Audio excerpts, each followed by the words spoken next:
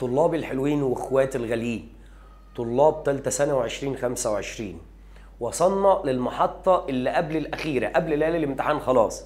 دي المراجعه النهائيه اللي قبل ليالي الامتحان. هنجيب الموضوع من الاول خالص، هتشوف بنفسك دلوقتي. لو انت كنت حاضر معايا اول حصه في السنه خالص هتعرف ان الكلام ده اتقال في اول حصه. ليه؟ دي اساسيات ما ينفعش اتعداها. اسمع كلام اخوك، ما تشوفش اي تراكمي غير اللي هقوله لك ده. محاضره كامله كلها تراكمي، شرح كل التراكمي اللي كان في اعدادي لحد تانية ثانوي بالحل عليه. دي كافيه جدا جدا. حاله اف على ا وان وذا على الفعل مين وسبوز وسين، على حاجات كتيره، على سوسو وتوتو وشوشو، لان دي تراكمي برضو موجود على تانية ثانوي. فجبت كل التراكمي، حتى لو كان جزء متكرر عليك في المنهج انا جبته برضو في التراكمي وهيبقى يتكرر عليك تاني في المنهج هناك. محاضره كافيه وافيه وانا المسؤول عنها لان ما سبتش حرف. تعالوا يا حبايب قلبي نبدا من تحت الزيرو. ايه بقى؟ هو امتحانك في الانجليزي هيبقى متكون من ايه؟ 3 عناصر اساسيه. واحد، الجرامر اللي بقى عليه 16 درجه. الجرامر عليه 16 درجه. يتحل بطريقه ايه؟ بطريقه الممنوعات يا صاحبي. يعني ممنوع نص جمله اهي. نحل كده، ممكن اشيل، طب اقول دول الاول بعد كده اشيل الجزء اللي تحت. اول حاجه الازمنه، ازمنه الماضي كلها، ازمنه المضارع، ازمنه المستقبل. كويس؟ قواعد تخص اللغه زي المقارنه. زي المقارنه يا شباب. المقارنه دي لغه بقى، يعني لغه ملهاش دعوه الجمله ماضي ولا مضارع، ملهاش دعوه. تاخد بقى ووز، تاخد از، على حسب المفرد والجمع مش فارق معاه. كمان من ضمن القواعد اللي بتخص اللغه وليس الازمنه كلمه ايتش وكلمه افري وكلمه بوث اللي هي بنسميها كوانتيفايرز اللي هي المحددات، ملهاش دعوه بزمن الجمله. فده نوع تاني من القواعد ملوش دعوه بزمن الجمله. النوع الاخير بقى المدرس بيكون مساعد فيه بس. عباره عن ايه؟ كلمات، عباره عن القطع، عباره عن الترجمه، عباره عن حروف الجر، عباره عن القصه. هي دي مكونات اي امتحان انجليزي على مستوى العالم، لازم يتكون من الثلاث عناصر الاساسيه. ده يتحل ازاي؟ ليه طريقه ثابته كل الازمنه. ده ليه طرق مش طريقه واحده. ليه؟ معمول على شكل اغاني وقصص. والعيله اللي مش مثلا العيله اللي رقبتها اللي هي بتاع ويتش وذات، العيله اللي عندها مبدا والعيله اللي ما عندهاش مبدا، ما ده تبع ده مش تبع الزمن. ملوش دعوه الجمله مضارع ولا ماضي، ليه دعوه انسان باخد هو اهي بيسموها ريلاتيف كلوزز اللي هي ضمائر الوصل. ضمائر الوصل دي بتاعت الوحده رقم 11. الصفه المركبه، الصفه المركبه ملهاش دعوه بالازمنه. لازم تبقى فاهم الانجليزي متقسم ليه اصلا. حلو. ده بقى اللي لازم كل قاعده لها طريقه شرح معينه. العيلتين، واحده مبدا واحده من غير مبدا. اللي بنقسمها للصفه القصيره زي البنت القصيره تلبس كعب، البنت الطويله ما تلبسش كعب، وهكذا. زي كمان ضمائر الوصل دي قلناها. الصفه المركبه قلناها اللي هي بنشوف الصفه المركبه بنشوف اللي بشرطه اهي. قال لك في رسمي في سوسو ولا مش عارف في مين، في شرطه في اسم، ما فيش شرطه ما فيش اسم، وهكذا. دي كل قاعده ليها طريقه تحفظها، لكن دي هي طريقه واحده تثبتها. لو مشيت بدماغي هتوصل لنتيجه كويسه ان شاء الله. دول بقى محتاج منك حفظ كلمات على قد ما تقدر، ونثبت طريقه لحل الكلمات بتساعدك شويه، تساعد شويه موضوع الاسم والصفه والحال والفعل. اهو تعرف الكلمه دي عباره عن اسم ولا صفه ولا حال ولا فعل. ده اهم حاجه في الوضع ده كله عشان تبقى عارف. عشان لو في كلمه مش عارفها في القطعه عادي جدا، عادي جدا تعرف تستنتجها لما تعرف هي اسم الاول ولا صفه ولا حال ولا فعل. جميل. بعد كده اشيل الجزء ده عشان اقول لك بقى ايه هي الممنوعات. اهو يا باشا.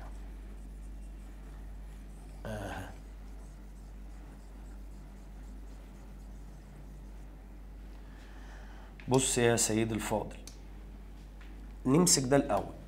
بيتحل بطريقه الممنوعات يا صاحبي. ايه الممنوعات؟ ممنوع تجيب اي مضارع، سواء مضارع بسيط، مضارع مستمر، مضارع تام، والناحيه الثانيه اي ماضي. انسى الكلام ده. مفيش نص مضارع ونص ماضي، مفيش نص ماضي ونص مستقبل، الكلام ده مش موجود في الانجليزي. مفيش ناحيتين مستقبل، ما ينفعش اجيب مستقبل هنا ومستقبل هنا طالما ما جابش كلمه تدل على الزمن. لكن لو الجمله الاولى قال لك يسترداي يبقى الجزء ده ماضي، وعمل فاصله وجنبيها قال لك نيكست مانث الشهر الجاي يبقى ده مستقبل.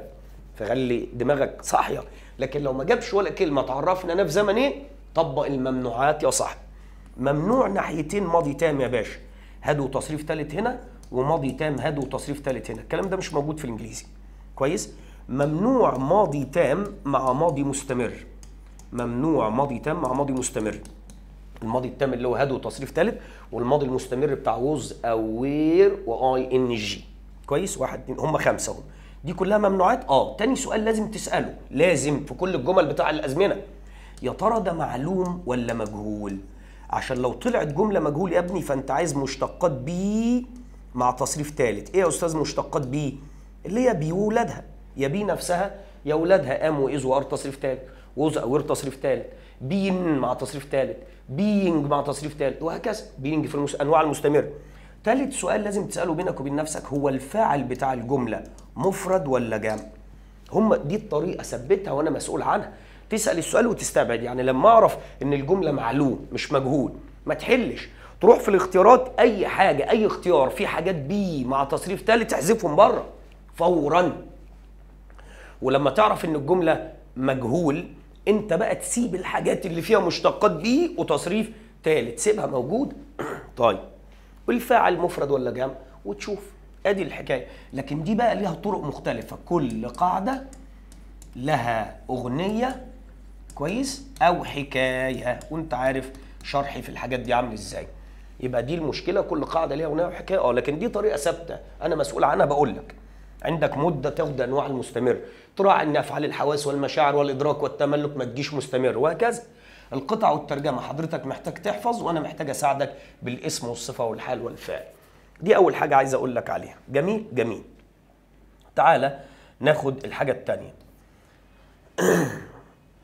رقم 2، في الانجليزي كله، الانجليش كله واقف على اعمده ثابته. 3 اعمده شايلين الانجليزي كله يا حبيبي اهو. اول عمود اسمه verb to be، ده اول عمود، ده شايل الانجليزي من هنا. في عمود تاني شايل الانجليزي من هنا، اسمه ايه؟ اسمه verb to do. في عمود ثالث واخير شايل الانجليزي من هنا، اسمه verb to have. دي حاجات مهمه جدا جدا واساسيه، ما فيهاش هزار. ما ينفعش تبقى في ثانوي ومش عارف الكلام ده، عيب.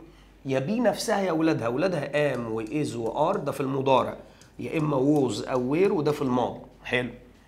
طيب، و فيرب تو دو وداز في المضارع، وديد في الماضي. ماشي. طيب، وفيرب تو هاف او هاز في المضارع، وهاد في الماضي. ايه بقى الحكايه؟ اقول الحكايه ان فيرب تو بي كله ده عمرك ما هتلاقي في الانجليزي وراه غير حاجه من دول، سواء ام از ار ووز وير او بي نفسها. واحد، تلاقي صفه. طبعا ما الصفات بتيجي بعد بي او يصبح او يبدو، دي اساسيات مهمه مش هتتغير ابدا. بعد بي لازم صفه. طب يا استاذ لو في فعل في المصدر تبقى جريمه، تبقى انت عملت مصيبه. ما فيش فعل في المصدر، يا صفه يا اما اسم شيء. اسم شيء زي it is a pen a book وهكذا. طيب، يا اما فعل بس بشرط مضاف له اي ان جي، ولما فعل يضاف له اي ان جي يدي لك ازمنه المستمر. لو مع ام واز وار واي ان جي يبقى ده مضارع مستمر شغال الان. يا اما يعبر عن مستقبل كمان، حاجه خد معاها خطوه عمليه. ووز او وير واي ان جي يدي لك زمن اسمه ماضي مستمر بتاع تقاطع الاحداث. حلو. اخر حاجه ممكن تلاقيها الباست بارتيسيبل، التصريف الثالث، وده يديك مبني للمجهول فقط. اي طالب هيجيب لي بعد فيرب تو بي في الانجليزي كله، طبعا فيرب تو بي ده ممكن تلاقي كلمه بين، طبعا عادي، بعديها صفه نفس القصه، صح؟ طب وفي حاجه اسمها بينج اللي تنفع بينج وتصريف ثالث. عارف بينج يديك ايه؟ مضارع تام مستمر مثلا في المجهول، تبقى هاز او هاف بينج تصريف ثالث عادي اهي. بينج هنا وبعد كده تصريف ثالث يديك مبني للمجهول. خلي بالك من الكلام. حلو. سواء بين، ادي بين اهي. طب ينفع بينج تتكتب مكانهم؟ تنفع بينج، بس طبعا مش هقول بقى بينج واي ان جي، دي مش هتنفع معاها بقى خلاص. ما ينفعش اقول بينج ريدنج، طبعا غلط. بينج هتعوز بعدها تصريف ايه؟ ثالث، وفي الحاله دي تديك مبني للمجهول في انواع المستمر برضه. بوريك الحاجات اللي تنفع تكون موجوده، وبعد شويه اقول لك ايه بقى اللي مش موجود في الانجليزي. ماشي. يبقى ده كله ده هو الحاجه الوحيده اللي تلاقيها بعد مشتقات بي كلها، هو ده. طيب تعالى لي فيرب تو دو، ده قنوع جدا، مش هتلاقي غير فعل في المصدر وفقط، مفيش حاجه تاني. وكمان يجوا في المعلوم بس، عمر ما بيجوا مجهول دول. لكن اللي بيجي مجهول اهو مشتقات بيه مع تصريف تاني. فخلي بالك من دي. عارف اللي بلاقيه مصيبه ازاي؟ الاقي طالب خد فعل في المصدر بعد الكلام ده. يا راجل عيب عليه، مفيش حاجه اسمها فعل في المصدر بعد فيرب تو بي في الانجليزي كله ما ينفعش. والعكس، الاقي طالب خد دو داز وديد بعديها صفه. يا دي المصيبه السود يا حبيبي. دول 3 اعمده ماسكين مبنى زي المبنى اللي انا فيه ده. لو حضرتك كسرت عمود من هنا وقلت انا هبنيه جنب العمود ده، المبنى هيتطربع على دماغك وعلى دماغي وعلى دماغنا. مفيش حاجه من العمود بي تروح عند دو، ولا العمود الدو يروح عند بي، هي حطاصه، مش هيحصل. طيب اروح للنوع الاخير. النوع الاخير ده اسمه هاز وهاف وتصريف ثالث. هم سواء ده هيبقى مضارع تام وده هيبقى ماضي تام، بيجي بعديهم باست بارتيسيبل. يدوا لك هنا مضارع تام اللي هو خلص بس اثره بس اللي موجود عشان اسمه مضارع، يا اما ماضي تام وده اسمه اقدم حدث. اقدم حدث تام بتاع تسلسل الاحداث. حلو. وينفع اجيب اسم بس هيكون واخد هاز ا كار. ا كار لازم هيبقى واخد الا والام بتاعته طالما يعد. طب ولو ما لا يعد يبقى هاف ووتر، يمتلك ميه، هيجي بمعنى يمتلك. لكن هنا بيجي بمعنى يكون. ده كله معناه يكون، ده معناه يفعل، وده معناه يمتلك. فده الاساس اللي هتمشي عليه. طيب من ده نقول ايه كمان؟ اقول لك نقول ايه. تكتب الاساسيات دي، ما ينفعش تجيب ده هنا ارجوك. طب التصريف الثالث موجود هنا وهنا، بس التصريف الثالث لما يجي مع فيرب تو بي يديك مبني للمجهول. لكن التصريف الثالث لما يجي مع هاز او هاف وهاد يدي لك معلوم في المضارع التام والماضي التام، معلوم. طيب تعال نشوف بقى لا يوجد في الانجليزي اهي، عكس اللي احنا قلناه دلوقتي يا جدعان. مفيش حاجه في الانجليزي دي ممنوعات، مستحيل تلاقي في الانجليزي ايه يا باشا؟ مفيش حاجه اسمها فيرب تو بي اللي هو ام او از او ار او ووز او وير او حتى بي نفسها. لو لقيت بعديها فعل في المصدر انت عملت مصيبه، ما هو عكس الاعمده اللي كانت موجوده. ولو لقيت بعديهم كلمه بين فانت عملت مصيبه. لكن في كلمه بينج، في بينج. امال ليه بين غلط؟ اصل بين دي بتاع التام، بتاع هاز وهاف وتصريف تالت. فبالتالي يا حبيب قلبي ده مش موجود في الانجليزي، ريح دماغك. حلو. ايه تاني يا استاذ مش موجود؟ عينيا. بعد فيرب تو هاف بقى اللي هو هاز او هاف او هاد، لو انت حضرتك جبت اي ان جي زي بينج كده انت عملت مصيبه. اي فعل متضاف له اي ان جي هيتحط بعد فيرب تو هاف ده انت عملت كارثه. كارثه. ليه؟ بقى هاز وهاف ازاي يجي وراه اي ان جي؟ انا مش فاهم. ولا فعل في المصدر. طب فعل في المصدر الكلام ده يودي السجن يا اخوان. شوف يودي السجن. يبقى لا ينفع يجي فعل في المصدر، ولا ينفع فعل اخره اي ان جي، ولا ينفع صفر. طبعا بعد ما اعملهم اروح اعمل كده واقول لك دي مصيبه سودة. عايز اقول لك حاجه، انت عارف ان الكلام ده مش جديد، هو اللي انا قلته في الاعمده هو بس وريته لك بزاويه تانية مش اكتر. ما هو الانجليزي كده حبيبي، لما تكون فهمته خلاص وعرفته رايح فين وجاي منين تقدر تبص على السؤال من كذا زاويه.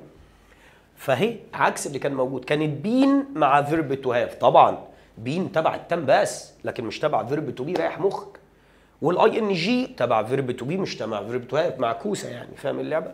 بس عندك حاجات تانية مش موجوده في الانجليزي بس دي بتيجي في الشرح بقى. زي مثلا في الانجليزي ما ينفعش تقول هازنت تو.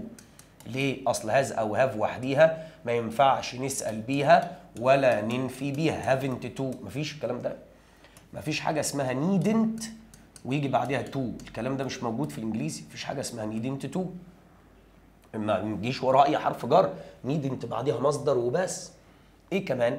مفيش حاجه اسمها اي فعل ناقص في الانجليزي زي ايه؟ will would can could shall should may might must يجي بعديهم اي حرف جر. اي حرف جر ده كلام فاضي اهو. تروح عامل كده مستحيل. مفيش حاجه اسمها must to. لكن في حاجه اسمها must to، دي صح، اسمها ضروره. دي اسم عشان في دي اسم ضروره، لكن دي فعل معناها يجب. لا يمكن تلاقي بعدها تو، دي مصيبه. ولا شود تلاقي بعدها تو او حرف جر، ولا كان ولا كود، كله ده كلام فارغ مش موجود في الانجليزي يا باشا. لكن في ماست، في ماست تو ضروره ان بتساوي necessity تو. necessity تو. كويس. دي اساسيات حبيت اقول لك عليها قبل ما ادخل على اصلا المراجعه. دي حاجات المفروض ابتدائي تبقى طالع عارفها. حلو. تعال نخش على الجديد. الجديد شديد. قواعد اف كلها بقى يا باشا. كل قواعد اف اهي. ادي اف معناها اذا او لو. اف دي متكونه من كذا نوع. ادي اف الصفريه، ادي اف الصفريه. وهقول لك ايه اصعب حاجه تيجي فيها. سموها صفريه ليه؟ بتربط ما بين جملتين المحصله بتاعتهم صفر. ليه؟ لان ده مضارع بسيط وده مضارع بسيط. في كمان اف الاولى، ادي اف الاولى اهي. اف الاولى عايشه معانا، اف الثانيه استحاله، اف الثالثه دي ندمانه. تحفظها كده، تعبر عن لوم وندم يعني. وادي اف الثالثه يا باشا اهي. وفي الميكسد الخليط خليها للاخر اقول لك يعني. تعال نشوف ايه حكايه اف دي.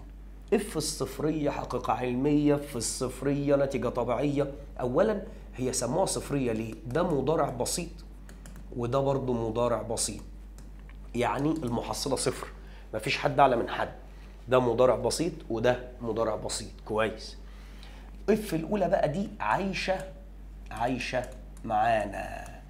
طب احنا عايشين في زمن ايه يا استاذ دلوقتي؟ عايشين في المضارع. عسل، ادي المضارع البسيط، بس عينينا على المستقبل. عينينا على الايه؟ المستقبل، اللي هو زي ويل كده. ويل وكان ومي، دي اف الاولى، ده الاساس بتاعها. طيب اف الثانيه هي الماضي بتاع اف الاولى بقى. اف الثانيه استحاله، بتعبر عن استحاله حدوث الحدث.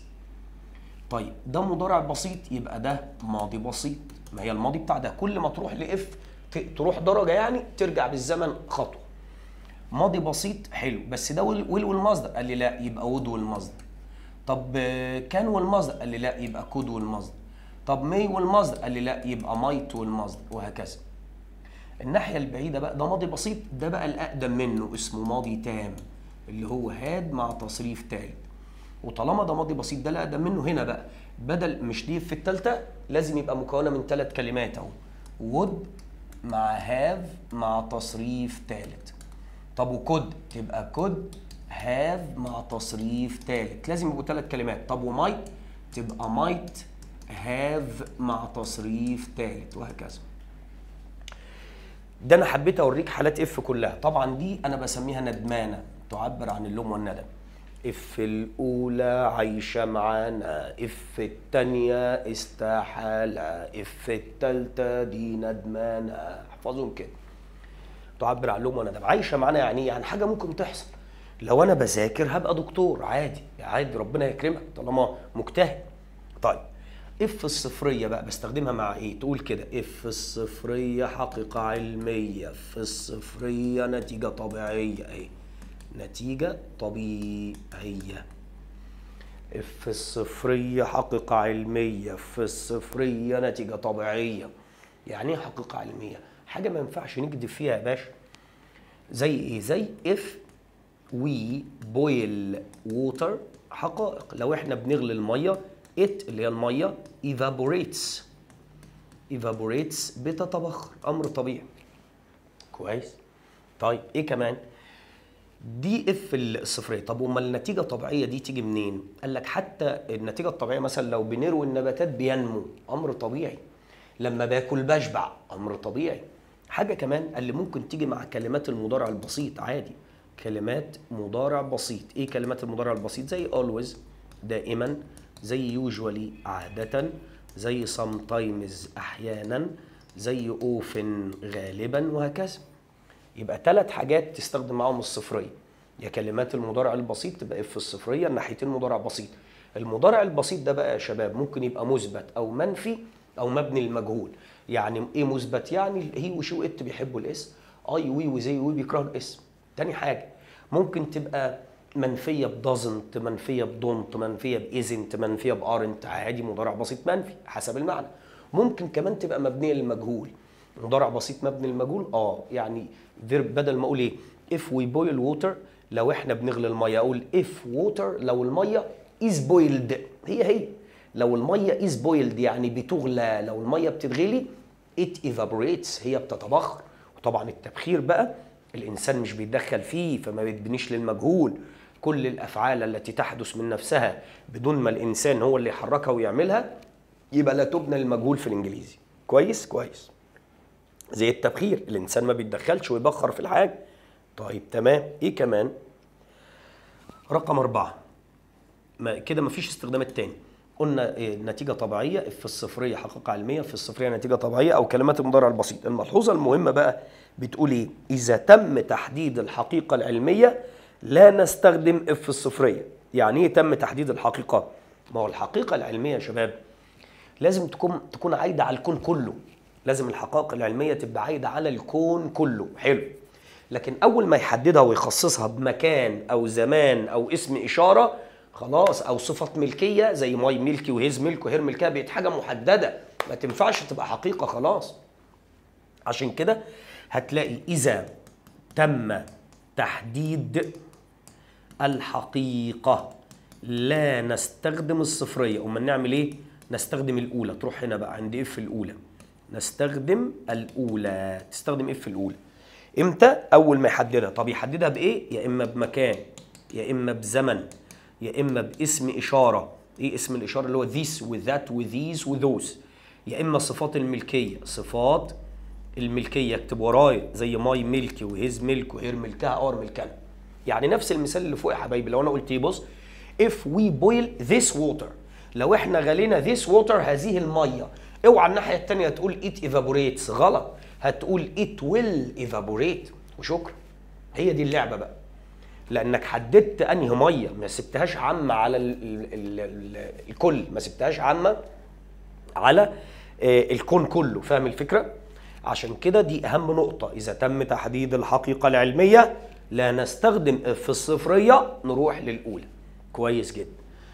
نروح بقى الإف الأولى بقى. إف الأولى عايشة معانا، إف التانية استحالة، إف التالتة دي ندمانة على حاجة حصلت. ولكن إف التانية بقى استحالة أصلا الحاجة دي تحصل. زي لو كنت طائر كنت هطير، مفيش مرة ينفع تبقى طائر خالص، لا أنت ولا أنا. عشان كده قلت هي عايشة معانا. حاجة إف الأولى دي ممكن تحصل، لو أنا بذاكر هنجح، لو أنا بصحى بدري هوصل بدري، وهكذا. تمام. إذا إف الأولى مضارع بسيط، طبعا تيجي في الأول تيجي في النص، كده كده اللي لازم وراها مضارع بسيط. عايز أقول لك على نقطة اكتبها عندك. لا يمكن في الجملة التي تأتي بعد إف مباشرة يكون هناك فعل ناقص. ريح نفسك، اكتبها عندك. تاني، لا يمكن أن يكون بعد إف، الجملة اللي بعد إف، فعل ناقص. يعني ما ينفعش الويل تيجي هنا، ولا كان تيجي هنا، ولا هنا. أي لا كان ولا ويل ولا كود ولا شال ولا شود ولا ماست، كله ده غلط، يجي في الجملة البعيدة. لكن اللي بعد إف بيتعامل مع أزمنة، أزمنة مضارع بسيط، أزمنة ماضي بسيط، أزمنة ماضي تام أو زمن ماضي تام، وهكذا. أزمنة عموما يعني. طيب إيه بقى مشكلتي مع إف الأولى؟ هقول لك بعد ما أخلص. إف الأولى زي ما اتفقنا عايشة معانا، اللي بعدها مضارع بسيط أهو. مثال if he gets up early، لو هو بيصحى بدري فاصلة he، عشان ده مضارع بسيط gets up أهو. if he gets up early، لو هو بيصحى بدري he will catch the bus، هيلحق الاتوبيس. عادي جدا. دي اف الاولى. تيجي لك بقى مبنيه للمجهول، تيجي مبنيه للمعلوم، هو حر. عايزها منفيه، لو هو بيصحى بدري هو مش هيتاخر على الشغل، وماله، يبقى هي won't be، اللي هي won't اللي هي النفي بتاع will يعني، won't be late، وهكذا. طيب ايه كمان عايزين نقوله يا باشا؟ البدائل بتاع اف الاولى، بس خلينا نمشي واحده واحده. عندي حاجه اسمها بدائل جيران اف، ده انا مسميها كده بدائل اهي، بدائل جيران اف. مين جيران اف دول يا اساتذه؟ البدائل بتاع جيران اف اللي هم دول البدائل بتاعتهم اهي. دي اف اهي، بعديها مضارع بسيط. حلو. جيرانها بقى اللي هناك قال لي بدل ما تستخدم ويل والمصدر، كان والمصدر، كود والمصدر، ممكن تحط مكانهم بدائل زي النصيحه. اي نصيحه تعجبك تبدا بيو شود، ادي دي نصيحه، جمله نصيحه. يا اما يو هاد بيتر، ودي الاهم بصراحه، عشان الناس اللي لسه فاكره هاد بيتر دي ماضي تبقى عايزه اضرب النار. هاد بيتر يا حبايبي معناها يجب ان، في المضارع والمستقبل، في المضارع والمستقبل. ماشي. يبقى مضارع بسيط اهو، هغير هناك بايه؟ باسلوب النصيحه. قال لي كمان ممكن تعمل اسلوب اقتراح. زي ايه؟ زي انك تبدا بليتس. اسلوب الاقتراح تبدا بليتس وبعدها الفعل في المصدر. كويس. ايه كمان؟ قال لي تقدر تعمل طلب بأدب، وده مهم قوي بصراحة. تعمل طلب بأدب من غير ما تقول ويل ولا الكلام ده. طب الطلب بأدب ده يبدأ بإيه؟ قال لي يبدأ يا كان يا كود، ودي مهمة، جت لبتوع أولى ثانوي في المدارس قبل كده، مهمة جدا. شوف اللي بقول لك عليه مهم ده هلم لك كل حاجه قلت عليها مهمه واطلعها لك في فيديو لوحديها اخر السنه بعد ما تطلع بالسلامه من اللجنه. بص يا حبيبي، ناس كتيره فاكره ان كود ماضي جريمه. كود لما تبقى طلب بادب تبقى في المضارع والمستقبل، يعني هي كده مضارع ومستقبل طبعا طبعا، لان هنا مضارع بسيط اهو. امال امتى تبقى ماضي؟ لو جاء بمعنى استطاع بس غير كده مش ماضي اصلا كود، عشان المخ اللي لسه عايش في اعدادي. اوكي، يبقى طلب بقى ده بقول لك ايه مثلا، كان جايب له هو كده في الامتحان عاكسها، جايب دي في الاول اهي، هقول لك اهي بالمره. مثلا يا باشا could you lend me some money if you نقط، وعمل له ايه؟ علامه استفهام. يا ترى if you have ولا had ولا هاد؟ كل الطلبه بقى قالت لك ايه يا حبيب قلبي؟ قالت لك بس ايه يا حبيبي؟ كود ماضي، يبقى احنا في اف الثانيه ماضي بسيط كود والمصدر. يا فرحتي، ده اسمه طلب بادب يا حبيب قلبي، لسه ما جيناش عند كود دي. في ناس فاكره ان كود دي يا كود دي، لا، كود دي اسمها طلب بادب. طلب بادب مضارع ومستقبل، يعني يو هاف يا حبيب قلبي. لكن دي مش هيكون طلب بادب. يقول له كود يو ليند مي، هقول انت ممكن تسلفني بليز من فضلك فلوس لو معاك؟ مهمه جدي على راي احمد مكي. اوكي، طبعا في لسه ملاحظات تانية اقولها لك على اف الاولى، بس نمشي واحده واحده. يلا نروح لاف الثانيه، ولسه ما قلتلكش على البدائل الخاصه، اشيل دي واحط ايه ودي ايه، لسه ما قلتش. في بدائل خاصه وفي بدائل عامه، واحده واحده يا باشا. عموما تعالى بقى نروح ل اف الثانيه. اف الثانيه دي بتدل على الاستحاله. استحاله، عشان كده ينفع اي حد ياخد وير. اف اي وير يو، لو انا كنت مكانك، وطبعا مستحيل انا ابقى مكانك، انت شخص وانا شخص تاني. اي وود، لو انا كنت مكانك اي وود ستادي هارد. دي اسمها نصيحه. تنفع الاي تاخد وير؟ طبعا طبعا. اي حد، حتى لو قلت هي وير، if he were a bird، لو هو كان طائر he would fly، ماضي بسيط would والمصدر، would والمصدر ماضي بسيط. دي اف الثانيه. طب اف الثالثه ماضي تام would have تصريف ثالث، ماضي تام could have تصريف ثالث، ماضي تام might have تصريف ثالث. اوكي ماشي، نشوف.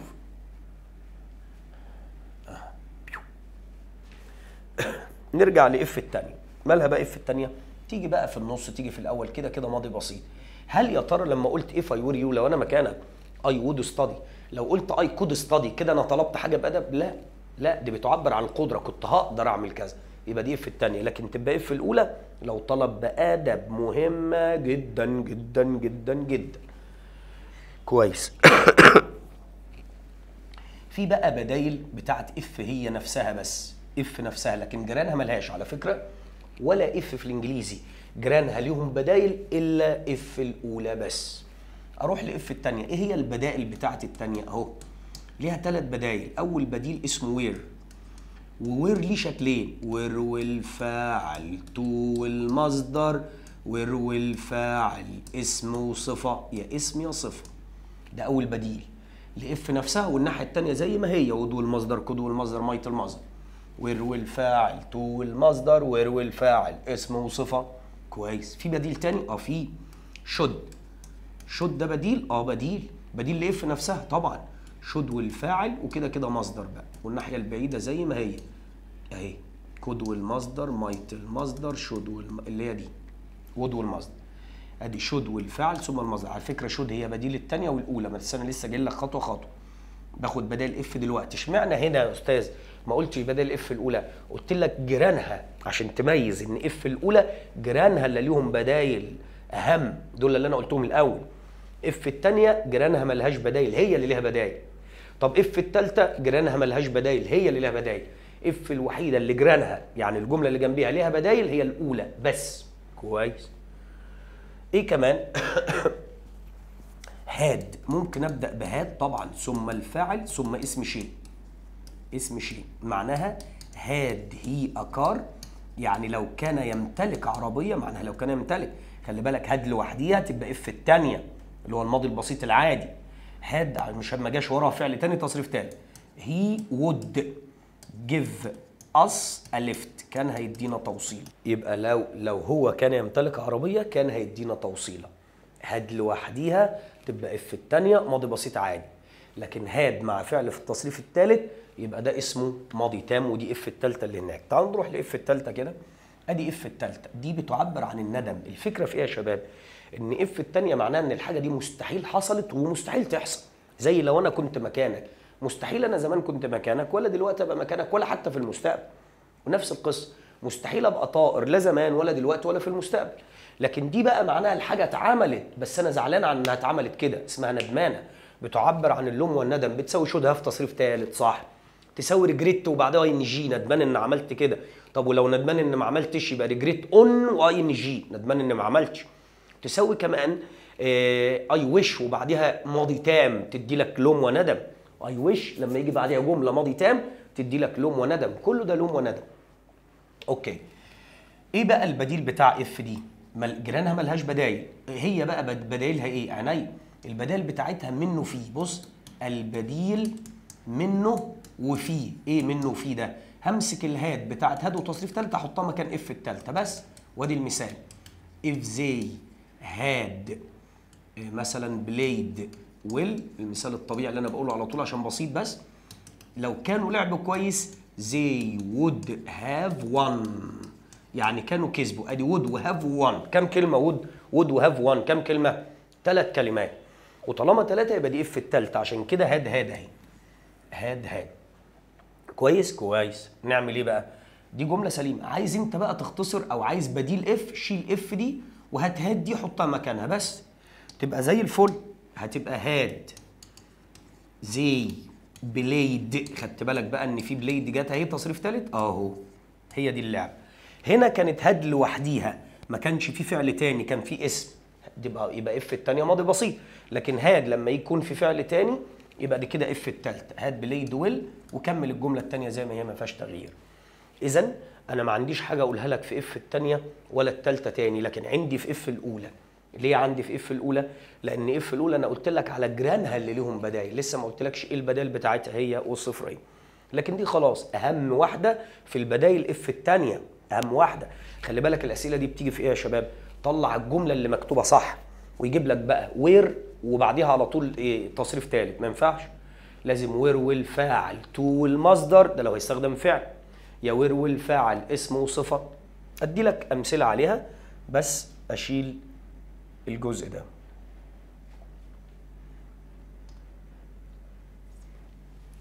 بص يا باشا،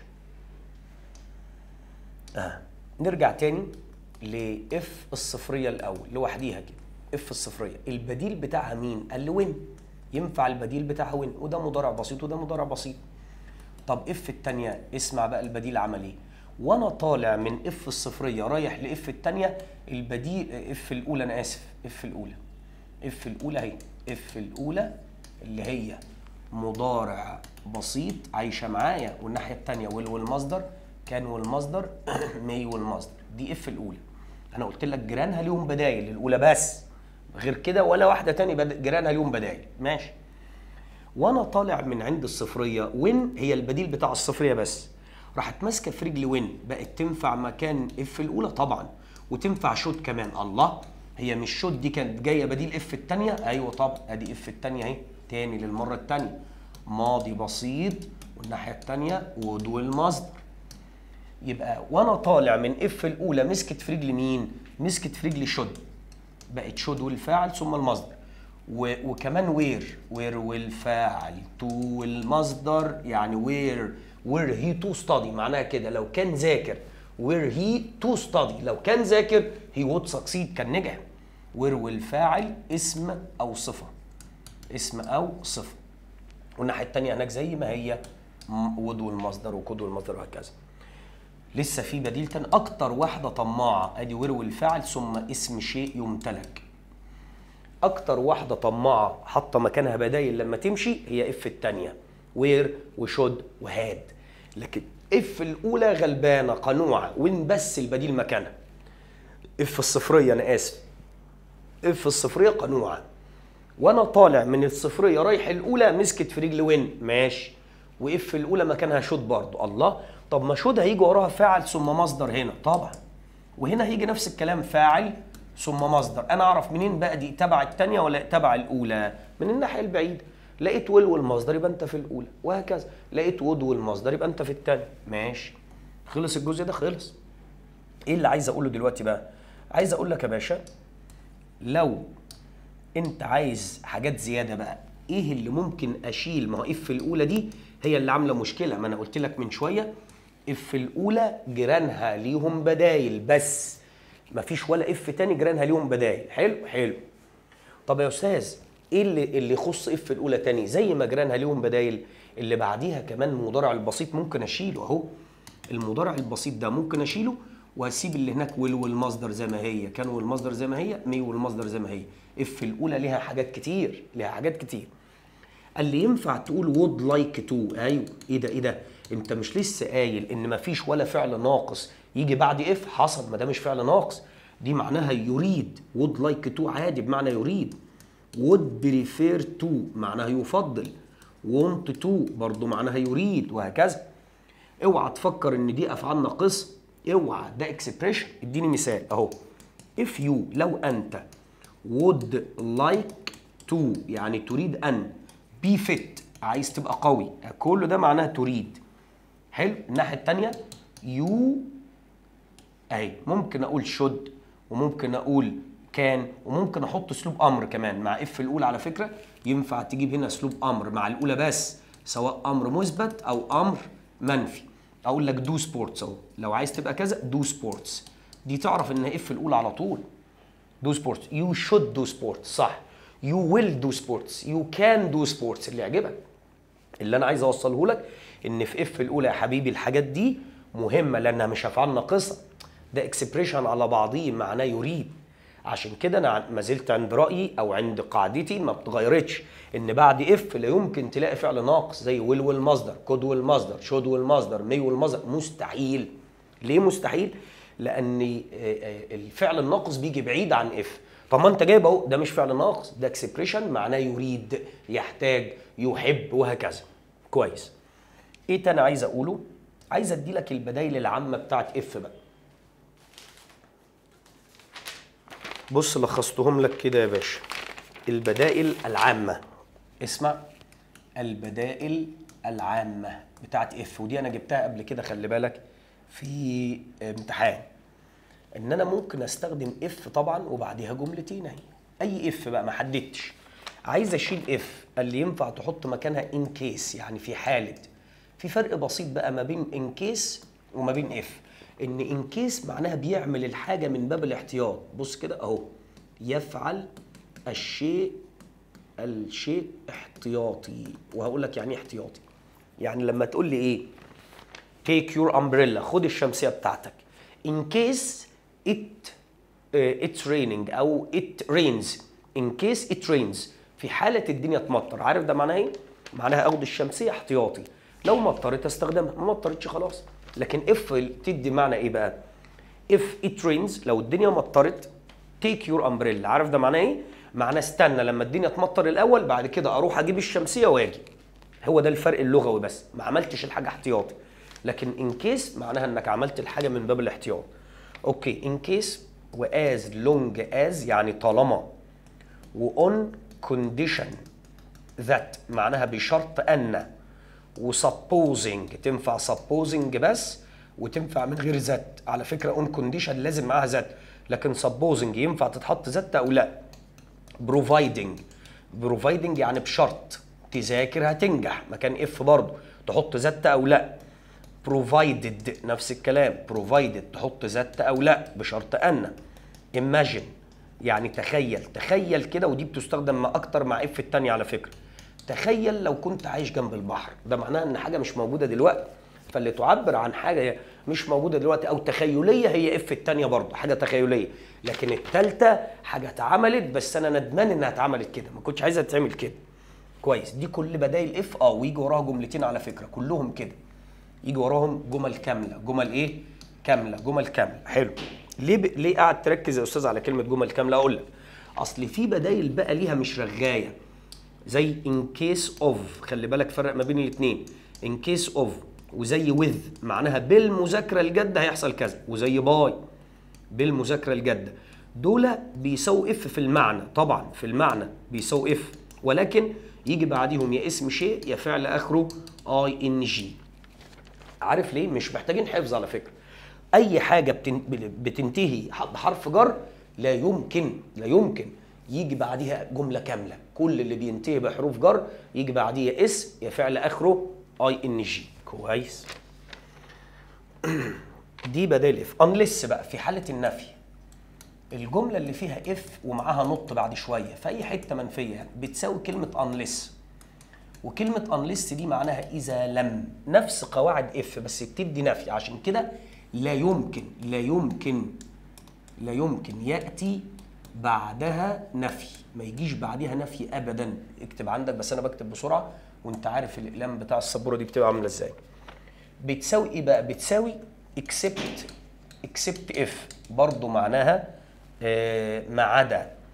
ما عدا او بدون. بتساوي ايه كمان بقى؟ unless دي، unless اللي هي اذا لم. ركز معايا بقى، بتساوي تعبيرين فظاع جدا.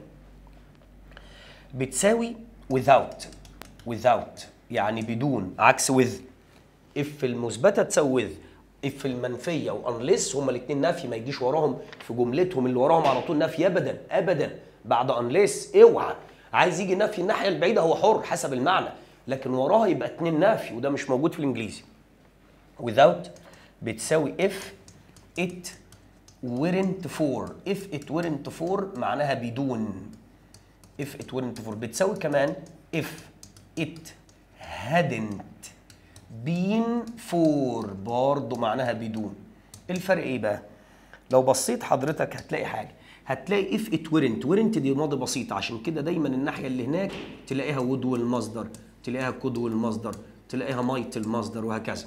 عشان دي if الثانيه كانها بتساوي if الثانيه طبعا. اما hadn't been اهو ده ماضي تام، فالناحيه البعيده بقى هتلاقي ايه؟ هتلاقي would مع have مع تصريف ثالث، ودي بتساوي الثالثه، بتساوي اف الثالثه من غير حفظ.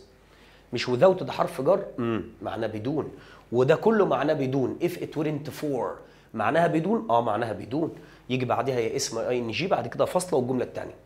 ودي نفس الكلام if it hadn't been for معناها بدون بعدها اسم اي ان جي.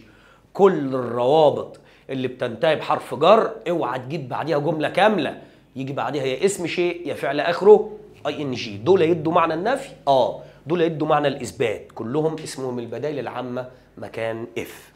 كده انت مش ناقصك حاجه غير الميكسد كونديشنال، الحاله الخليطه، وهقول لك دي معناها ايه. مش مهمه وانا عارف انها مش مهمه، ولكن واجب عليا اقول كل حاجه علشان انا وعدتك ان بعد المحاضره دي ما تبصش في اي حاجه في اي مكان على تراكمي عشان ما تشتش. خلي هدفك حاجه واحده عشان تبقى مركز فيها. تعال نشوف ايه الميكسد اهي. الميكسد كونديشنال، الحاله الخليطه. الحاله الخليطه هي خليطه ما بين الثانيه والثالثه. يعني ايه الثانيه والثالثه؟ بص يا باشا تاني للمره المليون، ادي اف الثانيه يا حبيبي، يجي بعديها ماضي بسيط جميل، والناحيه الثانيه هناك would والمصدر جميل. طيب اف الثالثه بقى، ادي الثالثه ترجع بالزمن خطوه لورا، بدل ده ماضي بسيط هنخليه ماضي تام اللي هو هاد مع تصريف ثالث. طب الناحيه الثانيه طالما اسمها اف الثالثه يبقى ثلاث كلمات، would مع have مع تصريف ثالث، could have تصريف ثالث، might have تصريف ثالث. حلو. ايه بقى فكره الخليط؟ احكي لك. فكره الخليط ان انت بتعمل مقص من الاخر بقى. بص بيبقى الوضع ازاي. ادي الاف الميكسد اهي، ميكسد اهي الخليط. بتروح جايب ايه يا حبيب قلب الخليط؟ تاخد الماضي البسيط ومع الناحيه الثانيه دي اهي ماضي بسيط، والناحيه الثانيه would وهاف وتصريف ثالث. طب يا استاذ ما انا كده هتلخبط. لا ما تخافش، ما تخافش. ليه ما تخافش؟ هقول لك.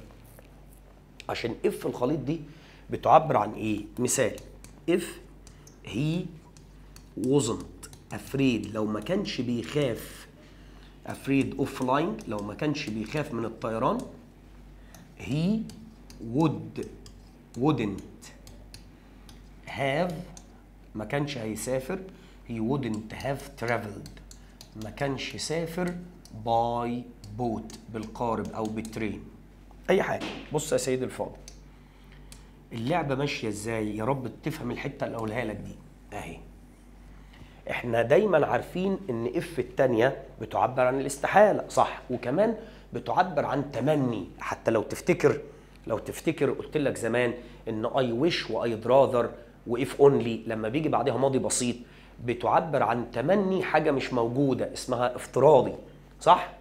عشان كده اف الثانيه الجزء ده بيعبر عن حاجه مش موجوده. بقول ايه؟ بص، if he wasn't afraid، لو ما كانش خايف، ده معناه ان هو خائف الان، دي معناها كده، دي معناها ان هو خايف دلوقتي. حلو، بيخاف من الطيران دلوقتي. عارف ما كانش سافر دي معناها ايه؟ بص، معناها انه سافر بالقارب.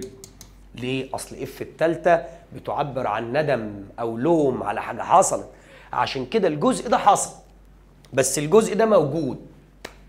لما فاكر في التمني كنا بنقول بيتمنى حاجه دلوقتي، اللي هو ايه؟ I wish I had a car، اتمنى يبقى عندي عربيه. امتى؟ اتمنى دلوقتي، ولكن امتلاك العربيه واخد هاد، هي نفسها الفكره دي اهي. يبقى اف ده الكلام ده اهو، دايما اللي ياخد شكل اف الثانيه ليه حاجه من الاثنين، يا حاجه استحاله تحصل زي موضوع كنت طائر كنت هطير، يا اما بتخيل حاجه مش موجوده دلوقتي. فبقول لو ما كانش بيخاف، ده معناه انه بيخاف. ايوه، معناها انه دلوقتي ايه؟ دلوقتي بيخاف. حلو كده، قواعد اف خلصت.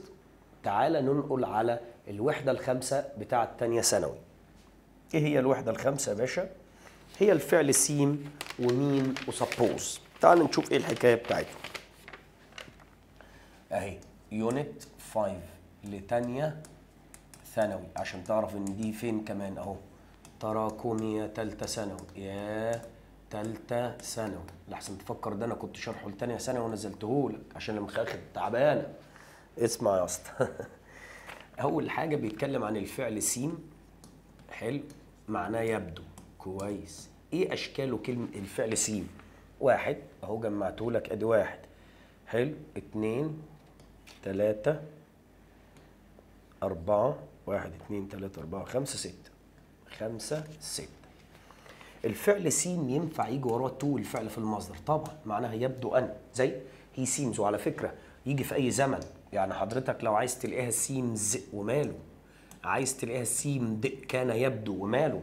المهم وكل المهم لا ياتي مستمر ابدا، دي مهمه قوي قوي قوي قوي قوي قوي قوي قوي. لا ياتي مستمر ابدا ولا مجهول، لا يأتي مستمر أبدا ولا مجهول. ريح دماغك، دي مهمة قوي. أول ما تشوف جملة فيها is seemed بوديا اعمل عليها غلط. أول ما تشوف جملة فيها is seeming و are seeming اعمل عليها غلط وأنت الكسبان. حلو، إيه بقى اللي يجي بعديه تاني؟ يجي بعديه صفة طبعا، أقول he seems happy، she seems happy زي العسل. كمان يجي بعديها like عادي، ثم صفة، ثم اسم. اديني مثال. عيني أهو. You seem، أنت تبدو like a smart man. A smart man. You seem like أهو seem أهي، وأدي like أهي، وأدي الصفة اللي هي smart، وأدي man طبعا الأدي بتاعت man، دي واحدة.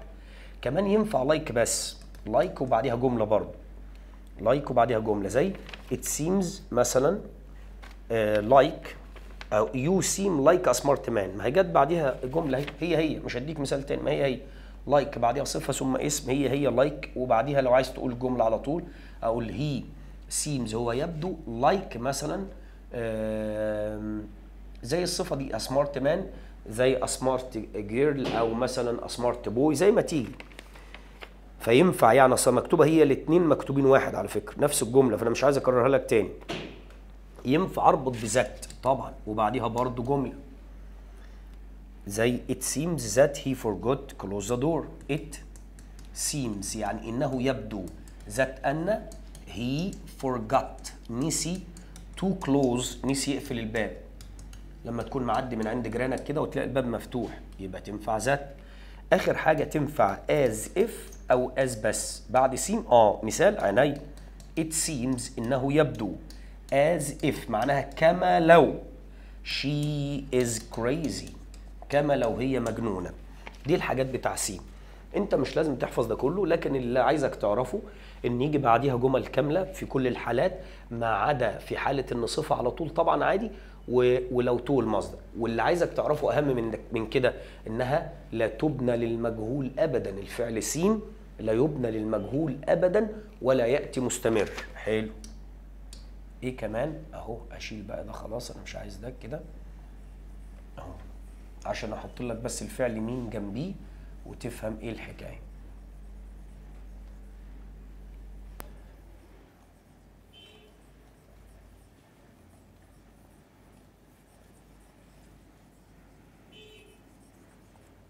بص يا باشا، الفعل مين بقى معناه يقصد او يعني، كويس؟